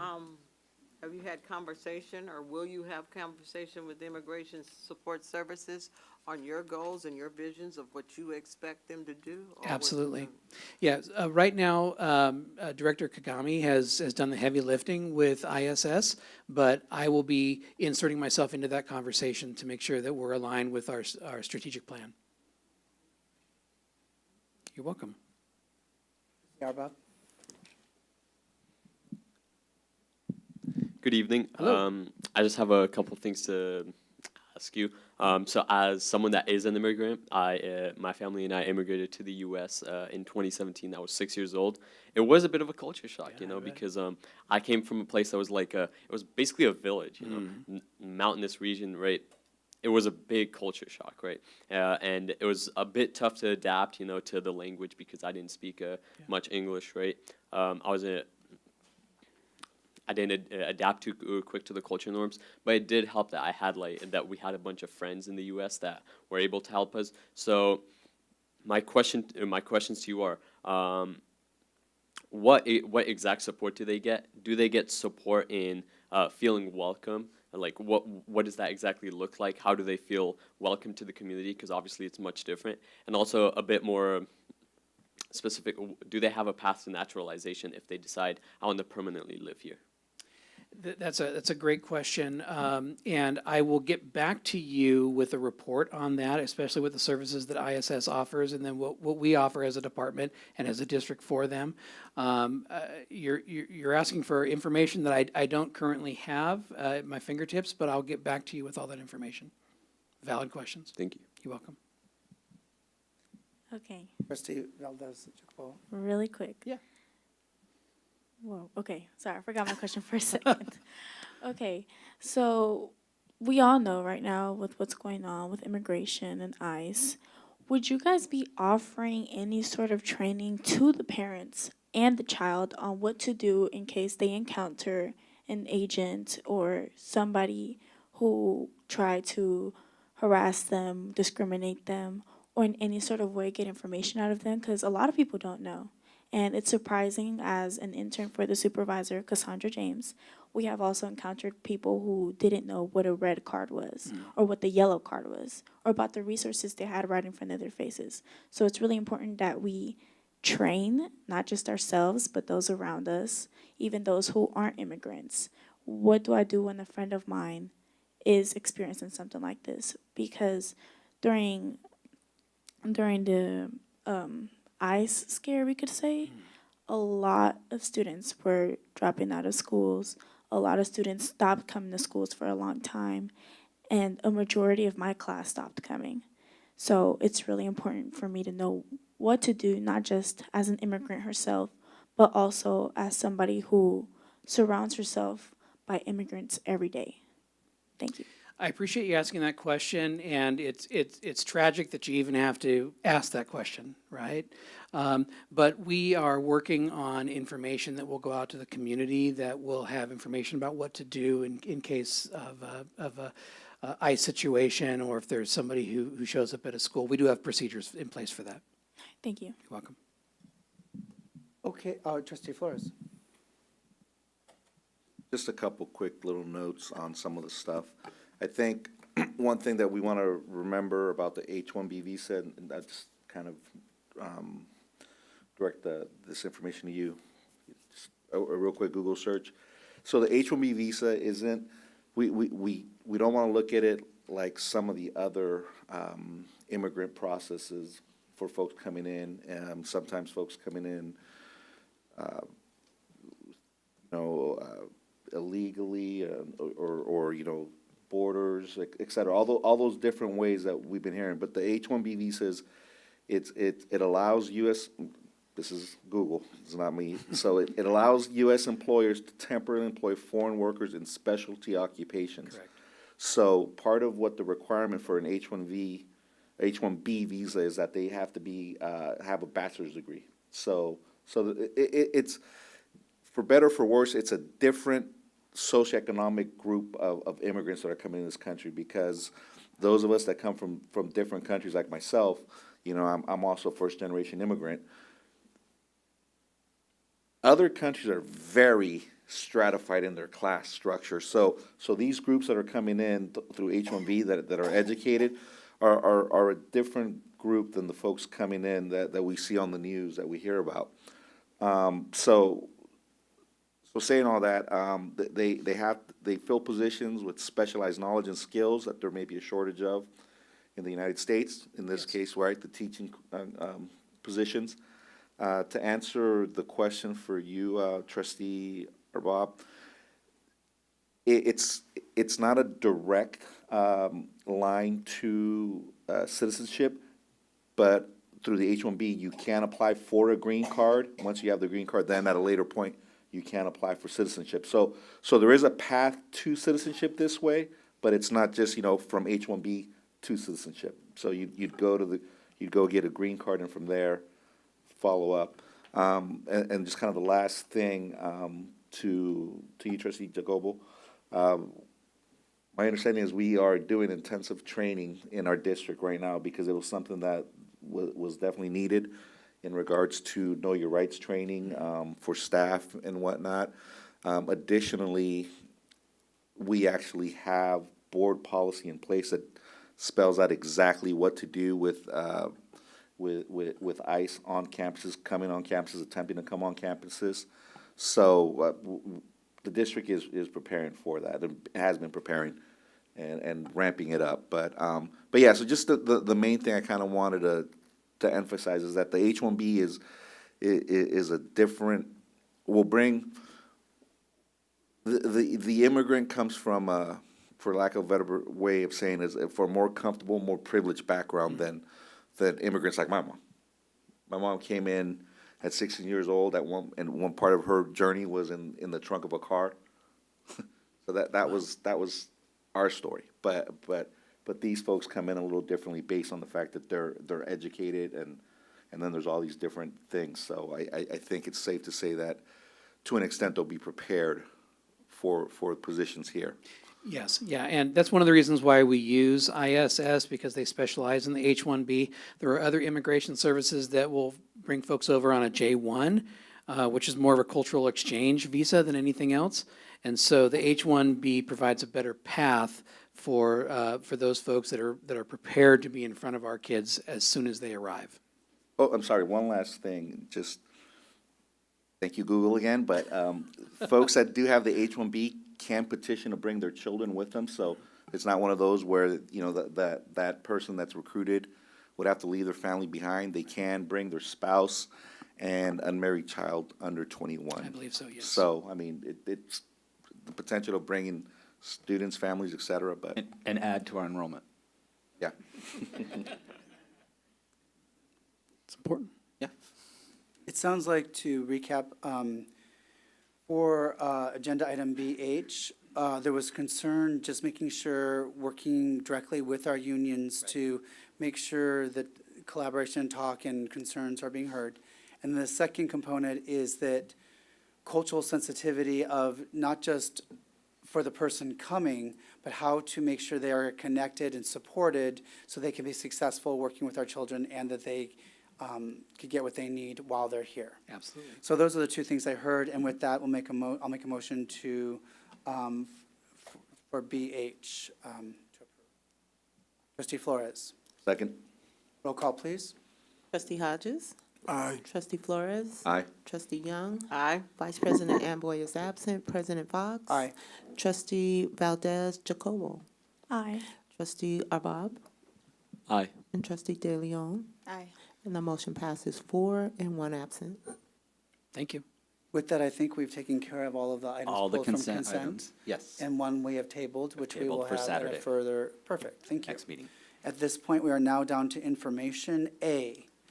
Mr. Ruben Fernandez. 45-day budget revision.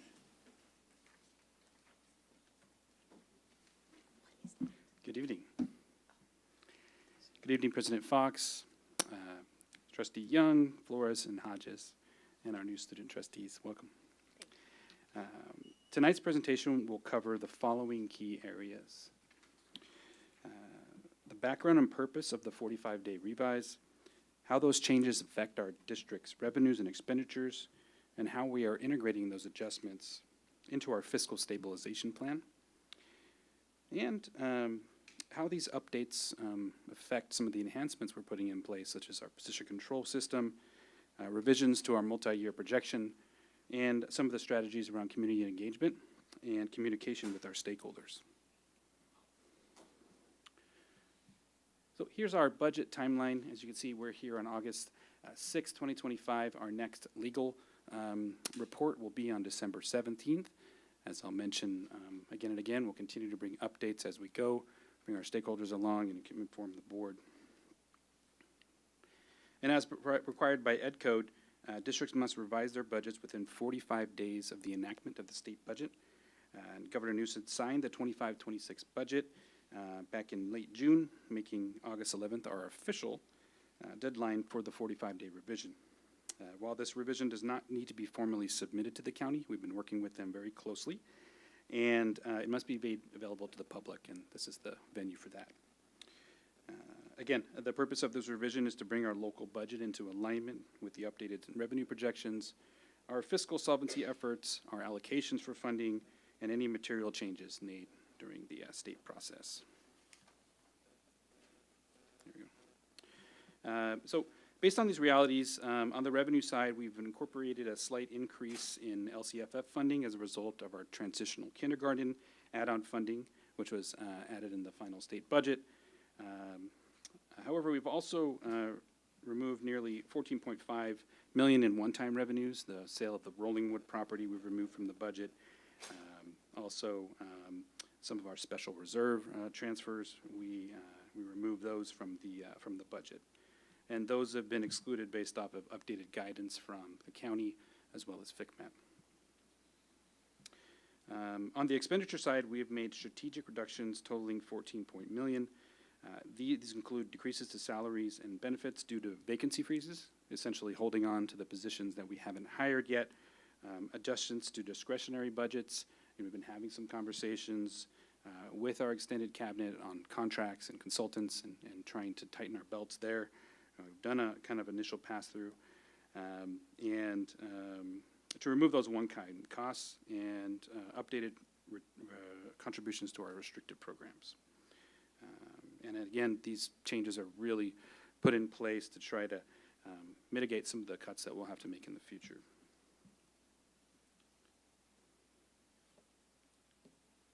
Again, to highlight, part of our broader fiscal strategy, the 45-day revision reinforces the fiscal stabilization plan.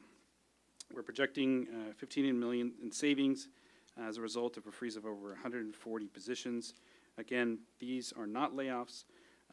It's not possible at this time in the year. This is just a freeze to hold on to a best case scenario for the positions that we are holding on to. And as we get information on enrollment, critical positions that are mandated by our contracts, with our bargaining units, we'll bring those positions on board. And again, these really reflect the best case assumptions pending these assumptions that are coming through. And it's really about relying on cost measures, cost-saving measures to really soften the blow for the future cuts that are coming to us. I wanted to thank, the HR and Ed Services, Matt and Heather, for their work with us, with our team on position control enhancements. If you recall, the county put together a study to take a look at our position control. As you're sure aware, I've said a few times, 80% of our expenditures are our staff, our people, our staff that support our students, clean our schools, keep us safe. And it's important that we have strong position control, how we're hiring, how that gets approved, as that is the largest expenditure we have. So This system links our staffing decisions directly with our enrollment data. It allows us to monitor and align hiring in real time. So we're consistently looking at that, reconciling with HR and business. What does our enrollment look like? What are our staffing ratios? We're developing strong standards around our staffing ratios, which, really helps us, support the students we serve, but understand that we need to budget for every position as we go forward. So by improving the system, we gain transparency, fiscal oversight, and ultimately the long-term goal is solvency throughout the years. So our multi-year projections, we've updated our multi-year projections for 26-27 and 27-28 based on these revised assumptions. Again, we are managing a structural deficit that if we do not address, we will run out of cash in the years ahead. And we're monitoring our reserve drawdowns. So as we go through the months, what is our cash position and how are we monitoring that for any risks that may be coming our way? And planning is underway to long-term meet our minimum 3% reserve requirement in the future years. So stakeholder engagement, it's important that we continue to communicate internally with our stakeholders, but also externally. We've started to have communications with on this topic with our employee associations, specifically around some of the communications that have gone out regarding some of these fiscal belt tightening procedures that we're going through. And we have our first budget kind of roadshow outreach efforts are scheduled for August 28th, as well as we have some dates in September and October. So we're going to reach out, share the budget situation that we've shared with the board, the same story that we've been sharing here publicly, but privately or on Zoom with our groups as well as with the community. And our partnership with the Solano County Office of Ed continues to be a source of guidance and validation. Together, we're ensuring that our fiscal approach is strategic, credible, and collaborative.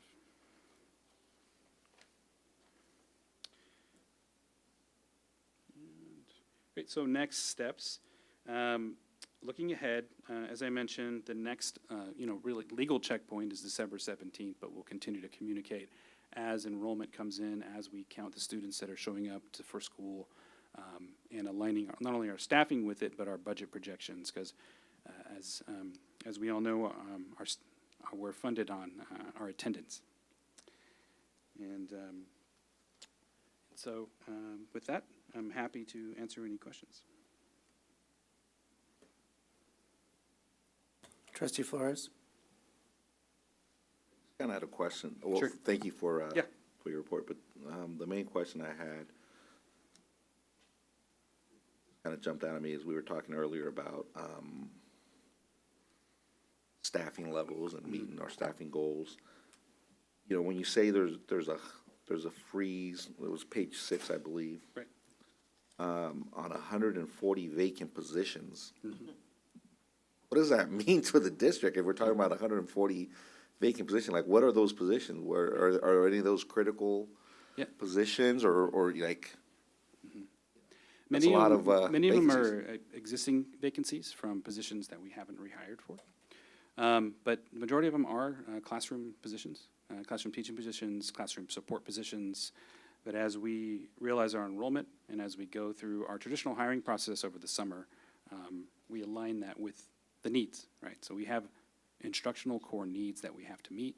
And so as we're going through this, we're bringing people on board in order to to really meet those requirements. So it's a mix of everybody. So, well, I'm sorry, go ahead. Yeah, including even there's a few administrators on there too. So then if I'm understanding correctly,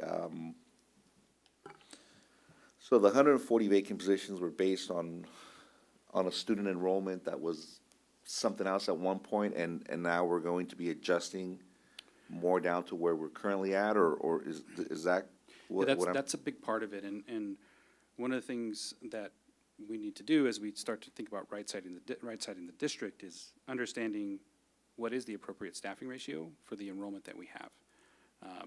And most districts are going through this right now, but as our enrollment has declined, our staffing costs have actually gone up. It's something that the county has shared with us, that we need to have strategic conversations about how to bring that in line with where we should be right now, right? So is it unfair to say that for a while we've had a kind of like a bloated district so far as employee-wise? Yes. Thank you. Yeah, and that was a point that the county really pointed out to us, is as, if you look at a chart of enrollment versus staffing, they're going in opposite direction when they should kind of be going parallel.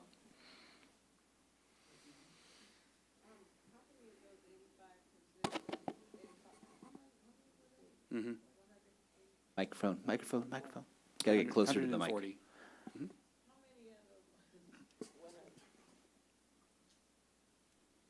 I thought I talked loud enough.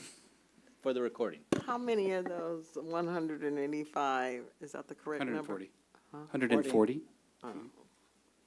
Excuse me, 140 positions. Can you break them down, classified, certificated? Can you break that Sure. down? I can bring that back to you, or Dr. Pauly might have it. We can come back to it. I don't have the spreadsheet in front of me right now. And I want to make I would like to Dr. know. Young. and- Sure.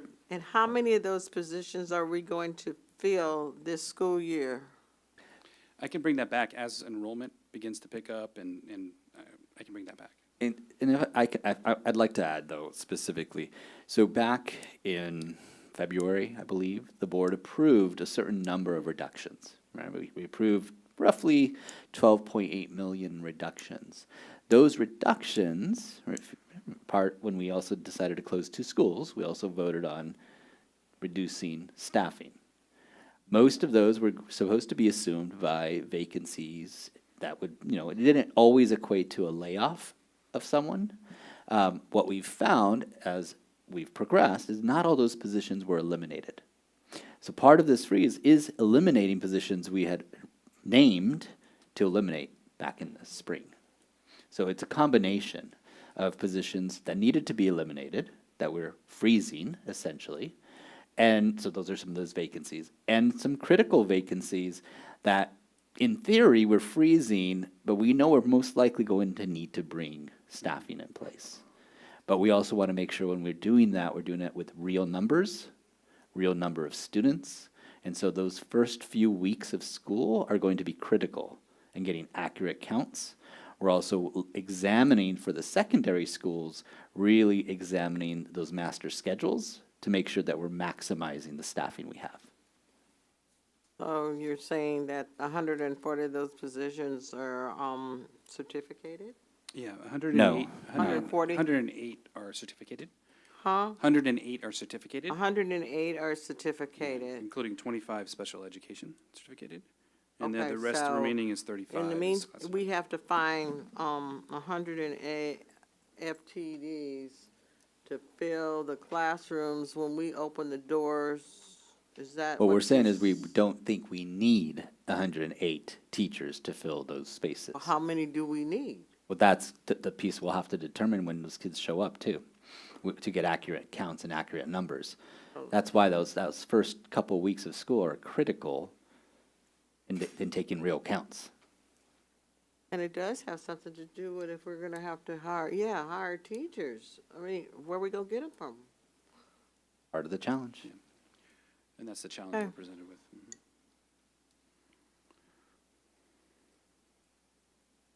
Thank you. I think you're up for our next item, 10, Action A, approval of lease to Franklin to Rising Star NPS.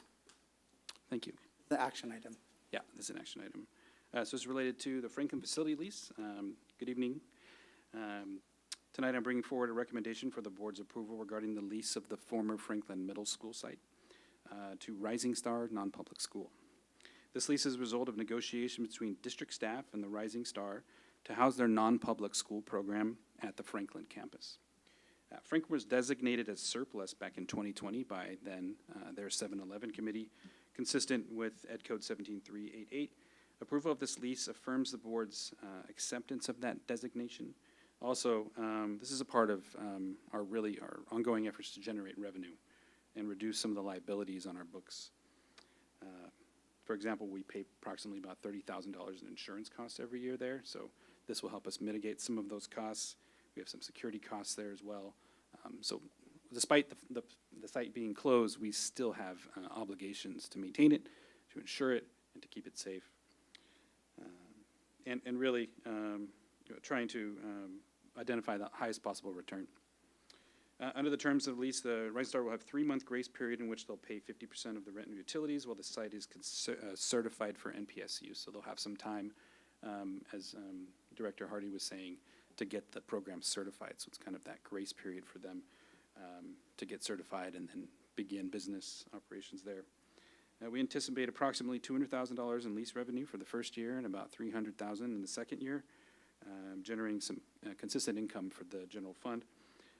We have some legal costs associated with it, approximately $10,000 for the preparation of letters of intent, negotiation procedures, and the leasing documents. So the process of, working with them, identifying locations, what they're going to cover, what we're going to cover, all of those items. And staff is recommending the approval of this lease and the delegation of authority for execution and implementation. Happy to answer any questions. Question. Since Franklin is, we have a lease with GVRD for the gymnasium and for some of the portables and for the fields, and it affects parking, how will that current lease for the student, it's for a student sports center, how will these two interfere with each other? Because we already have GVRD associated there for our student sports center and the gymnasium, the fields, and the portables. Yeah. Are they going to be stepping on each other's feet? Is the parking going to be a problem? I just want to make sure that we're not jeopardizing, anyways, that we're still honoring the GVRD part. Sure. Yeah, we are, and we've been working closely with them and the non-public school to identify kind of the locations that they're going to be inhabiting, if you will, or leasing. We're actually, we've been having those conversations on parking. We've been trying to identify some additional areas that we could, the folks could park from NPS, and then I'm working with GVRD right now to discuss what that's going to look like, so. And with GVRD, it's more evening and weekend, which is It good. is, So yeah, and hopefully it won't conflict. They've exercised, I met with them a couple weeks ago, well, last week actually, and we talked about parking for their evening program and challenges with parking on the street. So it's something that they've identified that they want to work with us on. So we'll be fine with both leases, and they won't interfere with each other. Correct. Okay, thank you. Trustee Flores? Just real quick on that point, President Fox. My understanding is with the upgrade that the field is getting at Franklin through that grant or through that money that I believe GVRD got, part of the plan is to, I believe, expand the parking lot that they have where that, for those of you that know that field, the back area by the softball fields where the concession and restrooms are, there's a big dirt lot. I believe that's the area they're going to pave over and create parking for. So hopefully that won't interfere with that, but just kind of, food for thought about that. So they are considering parking and expanding the parking at on the Franklin site through the renovation of the field. Trustee Young, and then Trustee Gabriel. Okay, the money that there, the $10,000 in tent lease. Okay, rest of the money, is it front-loaded? Is it front-loaded? Is it given to us up front? Yeah, there's a deposit involved, yes. One payment. There's a deposit involved as well, yeah. So we get 10,000. 10,000 is the cost for the district, legal costs, paperwork, and negotiation. That's the, 10,000. yeah. And approximately, the letter says, the lease is projected to generate 200 revenue in the year one. Correct. So how is that revenue given back to us? So we tag it as a special revenue, if you will, for that particular site. It can go back into the general fund. We can use it for operating costs for the actual site, because we still do pay for security services there, so we may need to continue that over the weekends. But we're hoping that, you know, as folks are occupying these spaces and they're using them and they're vibrant and there's activity, that it will deter, you know, the need for that security service. So, yeah, it could go back into the operating fund, general operating fund, those dollars.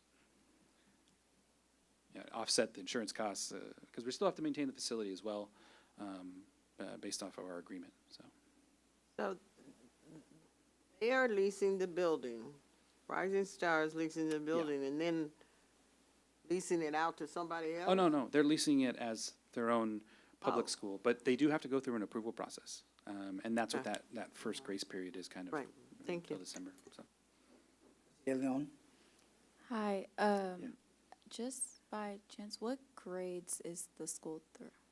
You know, I'm not 100% sure. I can find out for you, but it's a non-public school, so they're serving students of special needs. So I would imagine it's a wider grade span. Yeah, Yes, yeah. so it would initially be taking kids out of our schools, or how would that work? Well, one of the benefits is that, and one of the things we have to do with non-public school placements is we have to, in some cases within their IEP, we have to transport students Yeah. as far as, you know, out of county or across the state. It's, and the district's responsible for that cost. This would have it reside in the community, so it'd be an asset for those students that would be of that need. So for some kids Mhm. that have an IEP, it would be an automatic placement to the school for 'em? No, it would depend on that agreement. Each agreement's very specific, so Yeah. there could be a benefit to students who are residents to not have to travel as far, and for those costs to be a little lower, so. We had an example earlier tonight when we talked about the Yeah. Spectrum contract. That is a non-public school, and we sent 15 students to that program, and that's in Walnut Creek. Walnut Creek, So we're transporting kids to Walnut Creek. Rising Star, being in our own backyard, would, you know, kids don't automatically go to those schools. There's specific reasons why they would go to that school.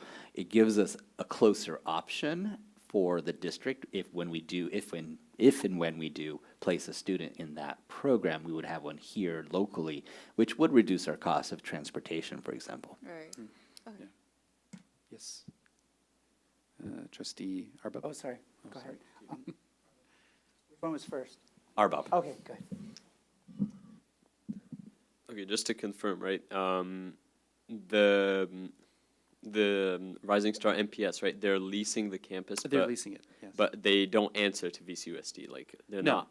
no, their program is governed or overseen by the state. Yeah. So if, let's say, we were to have a student go from VCUSD to this campus, Mhm. right, to be a part of them, how would that look for the student, or is it just seamless? Yeah, so that would be a placement based off of the agreement, the individualized education plan that they have. Mhm. That is, you know, it's something that Director Hardy could talk a little bit more about, but based on that agreement, they would go to that particular school site. But they wouldn't, if they were from our district, we would likely pay for that, right? So we would pay the fee for that attendance, tuition. Gotcha. Thank you. Superintendent Tapasio, did you want to say something to comment to that? Can you hear me? Oh, Yeah. there it is. I think the question was answered, but when we send students to a non-public school, we maintain oversight over the outcomes for that student. And as Director Hardy mentioned earlier, we send our staff to inspect and meet with the staff that is serving Vallejo kids. So we maintain oversight, even though they're providing the more specialized services that we can't uniquely provide in every single school and it's hard to have all the staff all the time to provide for every possible need and outcome. So the non-public schools provide some of those services in collaboration with the district. Thank you. Okay, go ahead. Hi, so excuse me if this question was already answered. So what is the difference between Rising Stars and the other item you were talking about, AH? Because I do believe it was from all the way to Walnut Creek, but like they was just mentioned, this Rising Stars is like in our backyards technically. So actually, Spectrum is not just in Walnut Creek. SBG is out of Walnut Creek. Spectrum has campuses throughout the Bay Area, and depending, we would assign first of all, non-public schools are sometimes full, right? Or only take a specialized student or kind of focus in on specific needs. So having a non-public school in the city of Vallejo could be supportive of us. It doesn't mean that all of our kids could go there, though. We may still have to use a variety of schools. Some students have such specialized needs that there's just a couple of places that would be able to serve them or have all of the correct staff available to serve them. So, but having a possibility within the city of Vallejo could certainly support VCUSD as well, and make it so that some of our students might not have to travel to Concord or to Fairfield or to, you know, as far up and down Highway 80 or 680, right? But it doesn't mean every child will be able to be served. Has there been like maybe like any available space for those who can't travel all the way over there? Has that already been thought about? Our program specialists look at each individual case and seek out the program at the non-public schools that we work with. And we have to come to the board for approval of those contracts every single time that there is a student to be served in a non-public school. And so it's a complex thing. As I said, sometimes the services are quite specialized. And whether it be behavioral needs or something like that, where a student needs to be, on a very rare occasion needs a residential placement because of their such severe needs. So it's a more complex. Not every child can be served by every program, and every program reaches capacity, right? Because it's not just VCUSD seeking out placements. It's districts around the Bay Area also seeking those placements. All right, thank you. Leon? Because I go to John Finney, so I know there's Everest on my campus. So do we know the exact, difference between having kids go to Everest and having kids go to the non-public schools and other places? So Everest is an example of a program that we can run in district, right? And Everest has particular behavioral specialties that are served there. Also on the Finney campus is the adult transition program, right? And so so we do serve a great number of Vallejo kids right here in VCUSD. You might remember Director Hardy mentioned that that about 98% of our students are served right here. So we're talking about the most specialized needs that are beyond our Everest program or our special day class programs that exist on most of our campuses. Great questions. Thank you. Thank you. This is an action item. Trustee Hodges? Make a motion to approve lease of the Franklin campus to Rising Star non-public schools. Trustee Flores? Second it. Roll call, please. Trustee Hodges? Aye. Trustee Flores? Aye. Trustee Young? Aye. Vice President Amboy is absent. President Fox? Aye. Trustee Valdez Jacobo? Aye. Trustee Abab? Aye. And Trustee De Leon? Aye. The motion passes 4 and 1 absent. Thank you. We're down to reports. Superintendent Vallejo. Okay, superintendent's report. So good evening, President Fox, trustees, members of the Vallejo community, and our student trustees. Great job tonight. We're just 12 days away from the first day of school on August 18th, and the excitement across Vallejo City Unified is building. I want to begin by recognizing the tremendous effort underway across our district to prepare our campuses for students. This includes not only deep facility readiness work, but also major transitions, such as the relocation of Vallejo Charter School and the consolidation of Loma Vista and Mare Island schools. These are significant and complex moves, and I want to thank our teams across the departments for their commitment to a smooth start. As we look ahead to the school year, I also want to welcome our new student trustees to the governing board. Their voices will help shape our work and will be central to the continued growth of the Superintendent Student Advisory Committee, which they will be a part of, which will engage middle and high school students in district-wide leadership and feedback. We also want to recognize the 7-Eleven Committee, which has made impressive progress over the summer in evaluating district facilities and enrollment trends. I want to thank the committee members for their thoughtful and transparent work.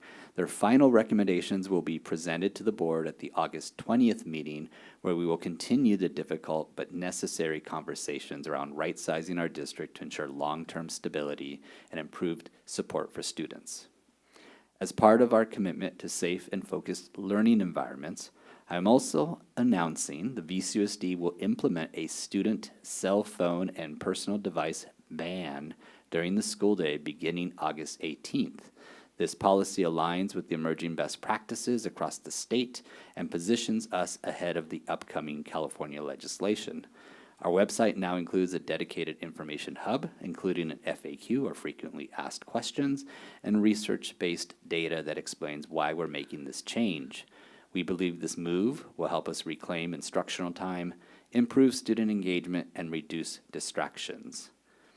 As we continue to address systemic challenges, we do so with unwavering focus on our North Star, which is better outcomes for students. That focus is reflected in our bold campaign for this school year. You're going to hear this a lot. Think VCUSD first. It is more than a slogan. It is a movement to rebuild trust, increase pride in our schools, and ensure that every family sees VCUSD as their first and best choice for education.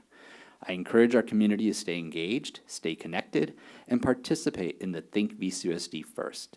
Together, we are laying the foundation for strong, vibrant, and student-centered year ahead. Thank you, and that is my report. I don't know if we have a lot of reports because we've been in summer, but would someone like to start with Trustee Hodges? No report because of summer, it's fine. No report. Okay, Trustee Flores? Tiny report, tiny-ish. Anyhow, I did get to attend the summer school graduation for our students, and that was a really, really fun experience. And watching the same level of pride on these young graduates' faces as any others. And for me, it was almost more special because here's a group of kids, young adults, that could have easily just been like, what for? And just quit and not completed it. But they buckled down, they got through the summer, got what they needed, and got to walk the line. So that was a pretty fun and amazing experience. I also want to talk about North Bay TIP, Trade Introductory Program. That's happening here in Vallejo, I believe at our adult campus. It is registration for that is still currently open. What that is, it's a program that introduces men and women from age 18 and up to the trades. So they go through all the different crafts. They have folks from the trades come in and speak.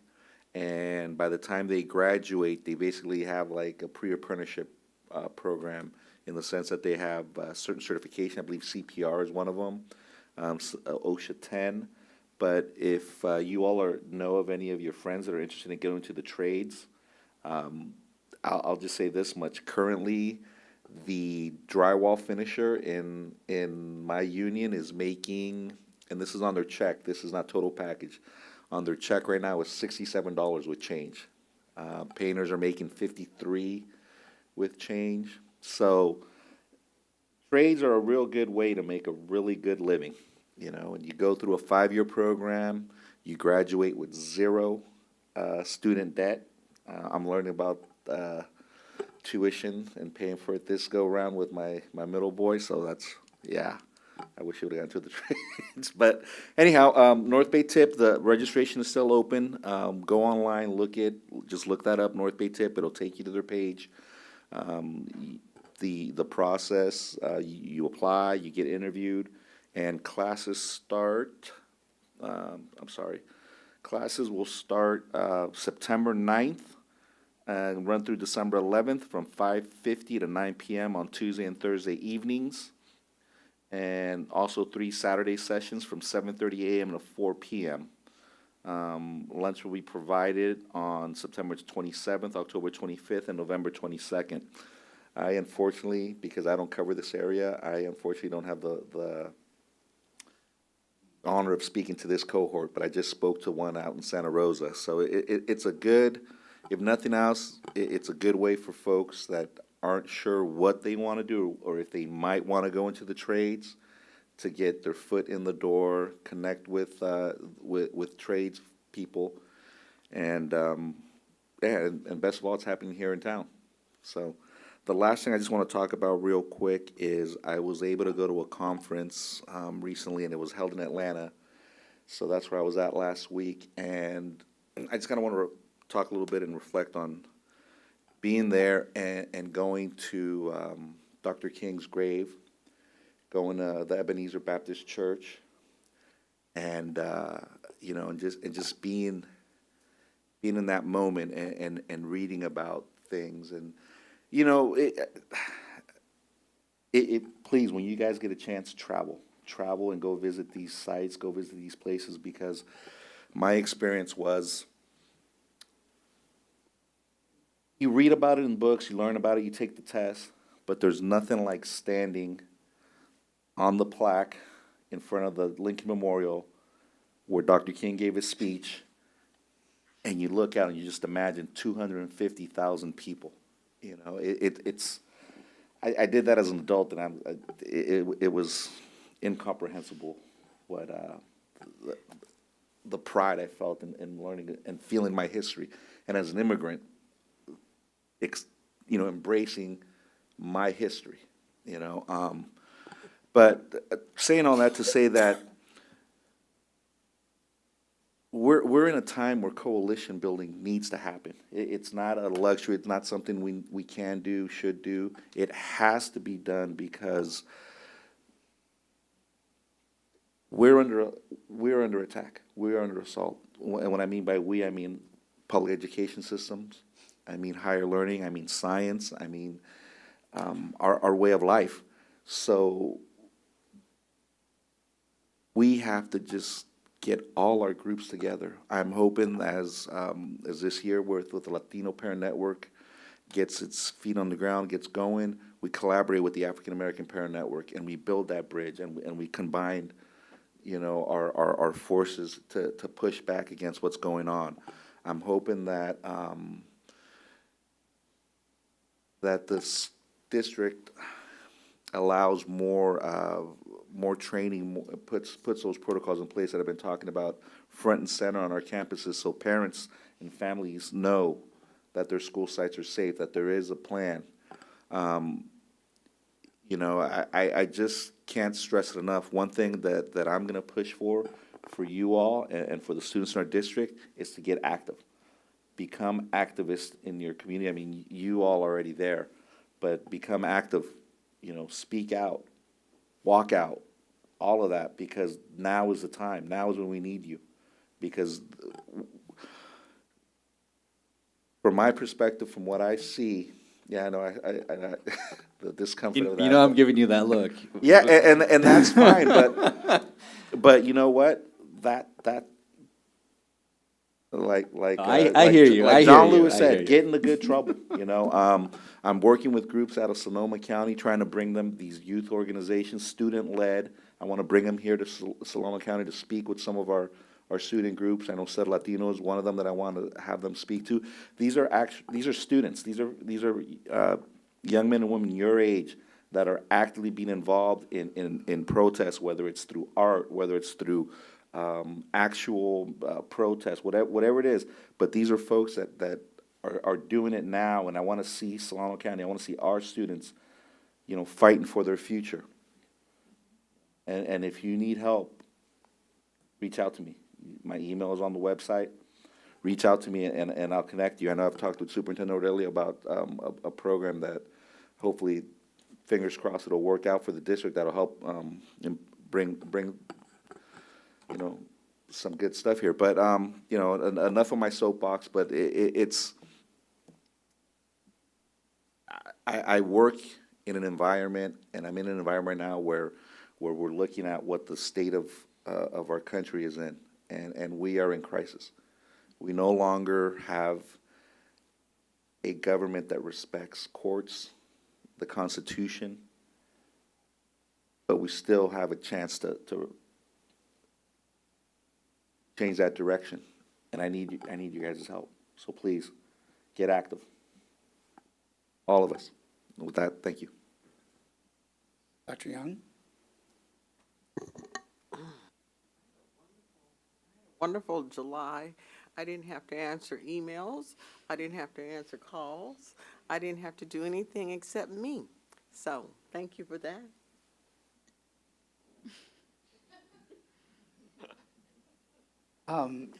For my report, we had our celebration of ending receivership was, I think it was Monday, June 30th. It was wonderful. A lot of people here were there, attended. It was a wonderful day. Then on July 9th, went to the County Office of Education and met with FIGMAT discussing finances with the district, and superintendent had his interview as well. And those were, I think I'm forgetting something, but that's what I recall. So that's my report. Today was my first day with my students. So, yeah, it's a long day. You look tired. Thanks. Keeping it moving. All right. Community forum, if needed, no. Right? No, no. Closed session, no. Announcement of upcoming meetings. So we'll be back in this room on Saturday, August 9th. Ms. Wilson, we're going to be in here, so it's going to be hard for us to get out to Vallejo High that day, but we'll be there in spirit. Perfect. Right. So the governing board will be meeting here. It is our special governing board meeting. It is our board retreat where we discuss priorities and goals for the year.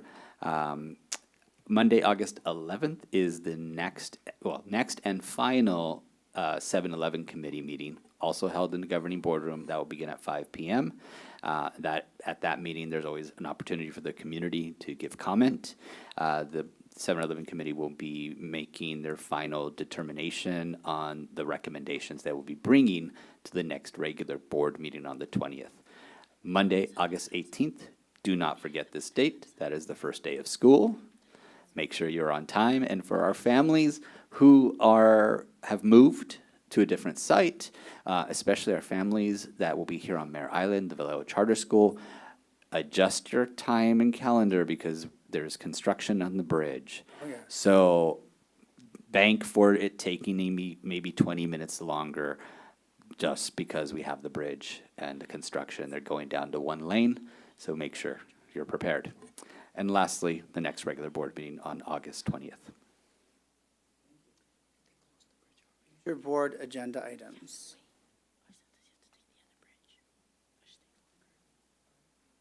Dr. Young? I'd like to set the status on the Rosenwood property in August, and I think there was a deadline put in August. Yeah, let me capture that 'cause I don't think your mic was on. You said you want an update on the Rollingwood property. That is the escrow and property sale. We can get that. Correct. So we can provide an update to the board. I'd also like an update on where we're at so far as with the Know Your Rights training, implementation on campuses and sites of, what do we have in place? Sounds good.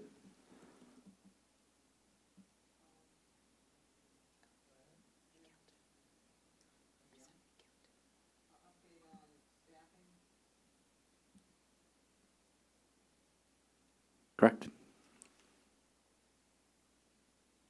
That'll be 2 days into, so. Yeah, it will. But we'll know do. too much. We'll bring what we can. It might even be the staffy one. I might just include on the 20th. I might just include that as part of my report, as part of the superintendent reports, because we might not have those numbers until obviously the week we start school. So Okay.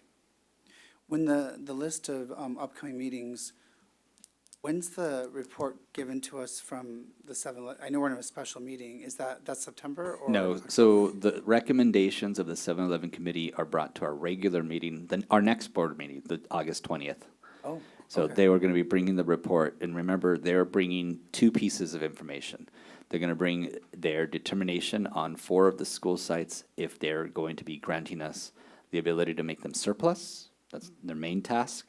And then the second task, we gave them 7 school sites programs to provide us a rank order, top to bottom.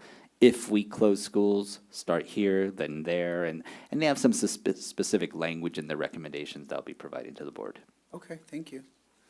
Anything else for the good of the order? That we are adjourned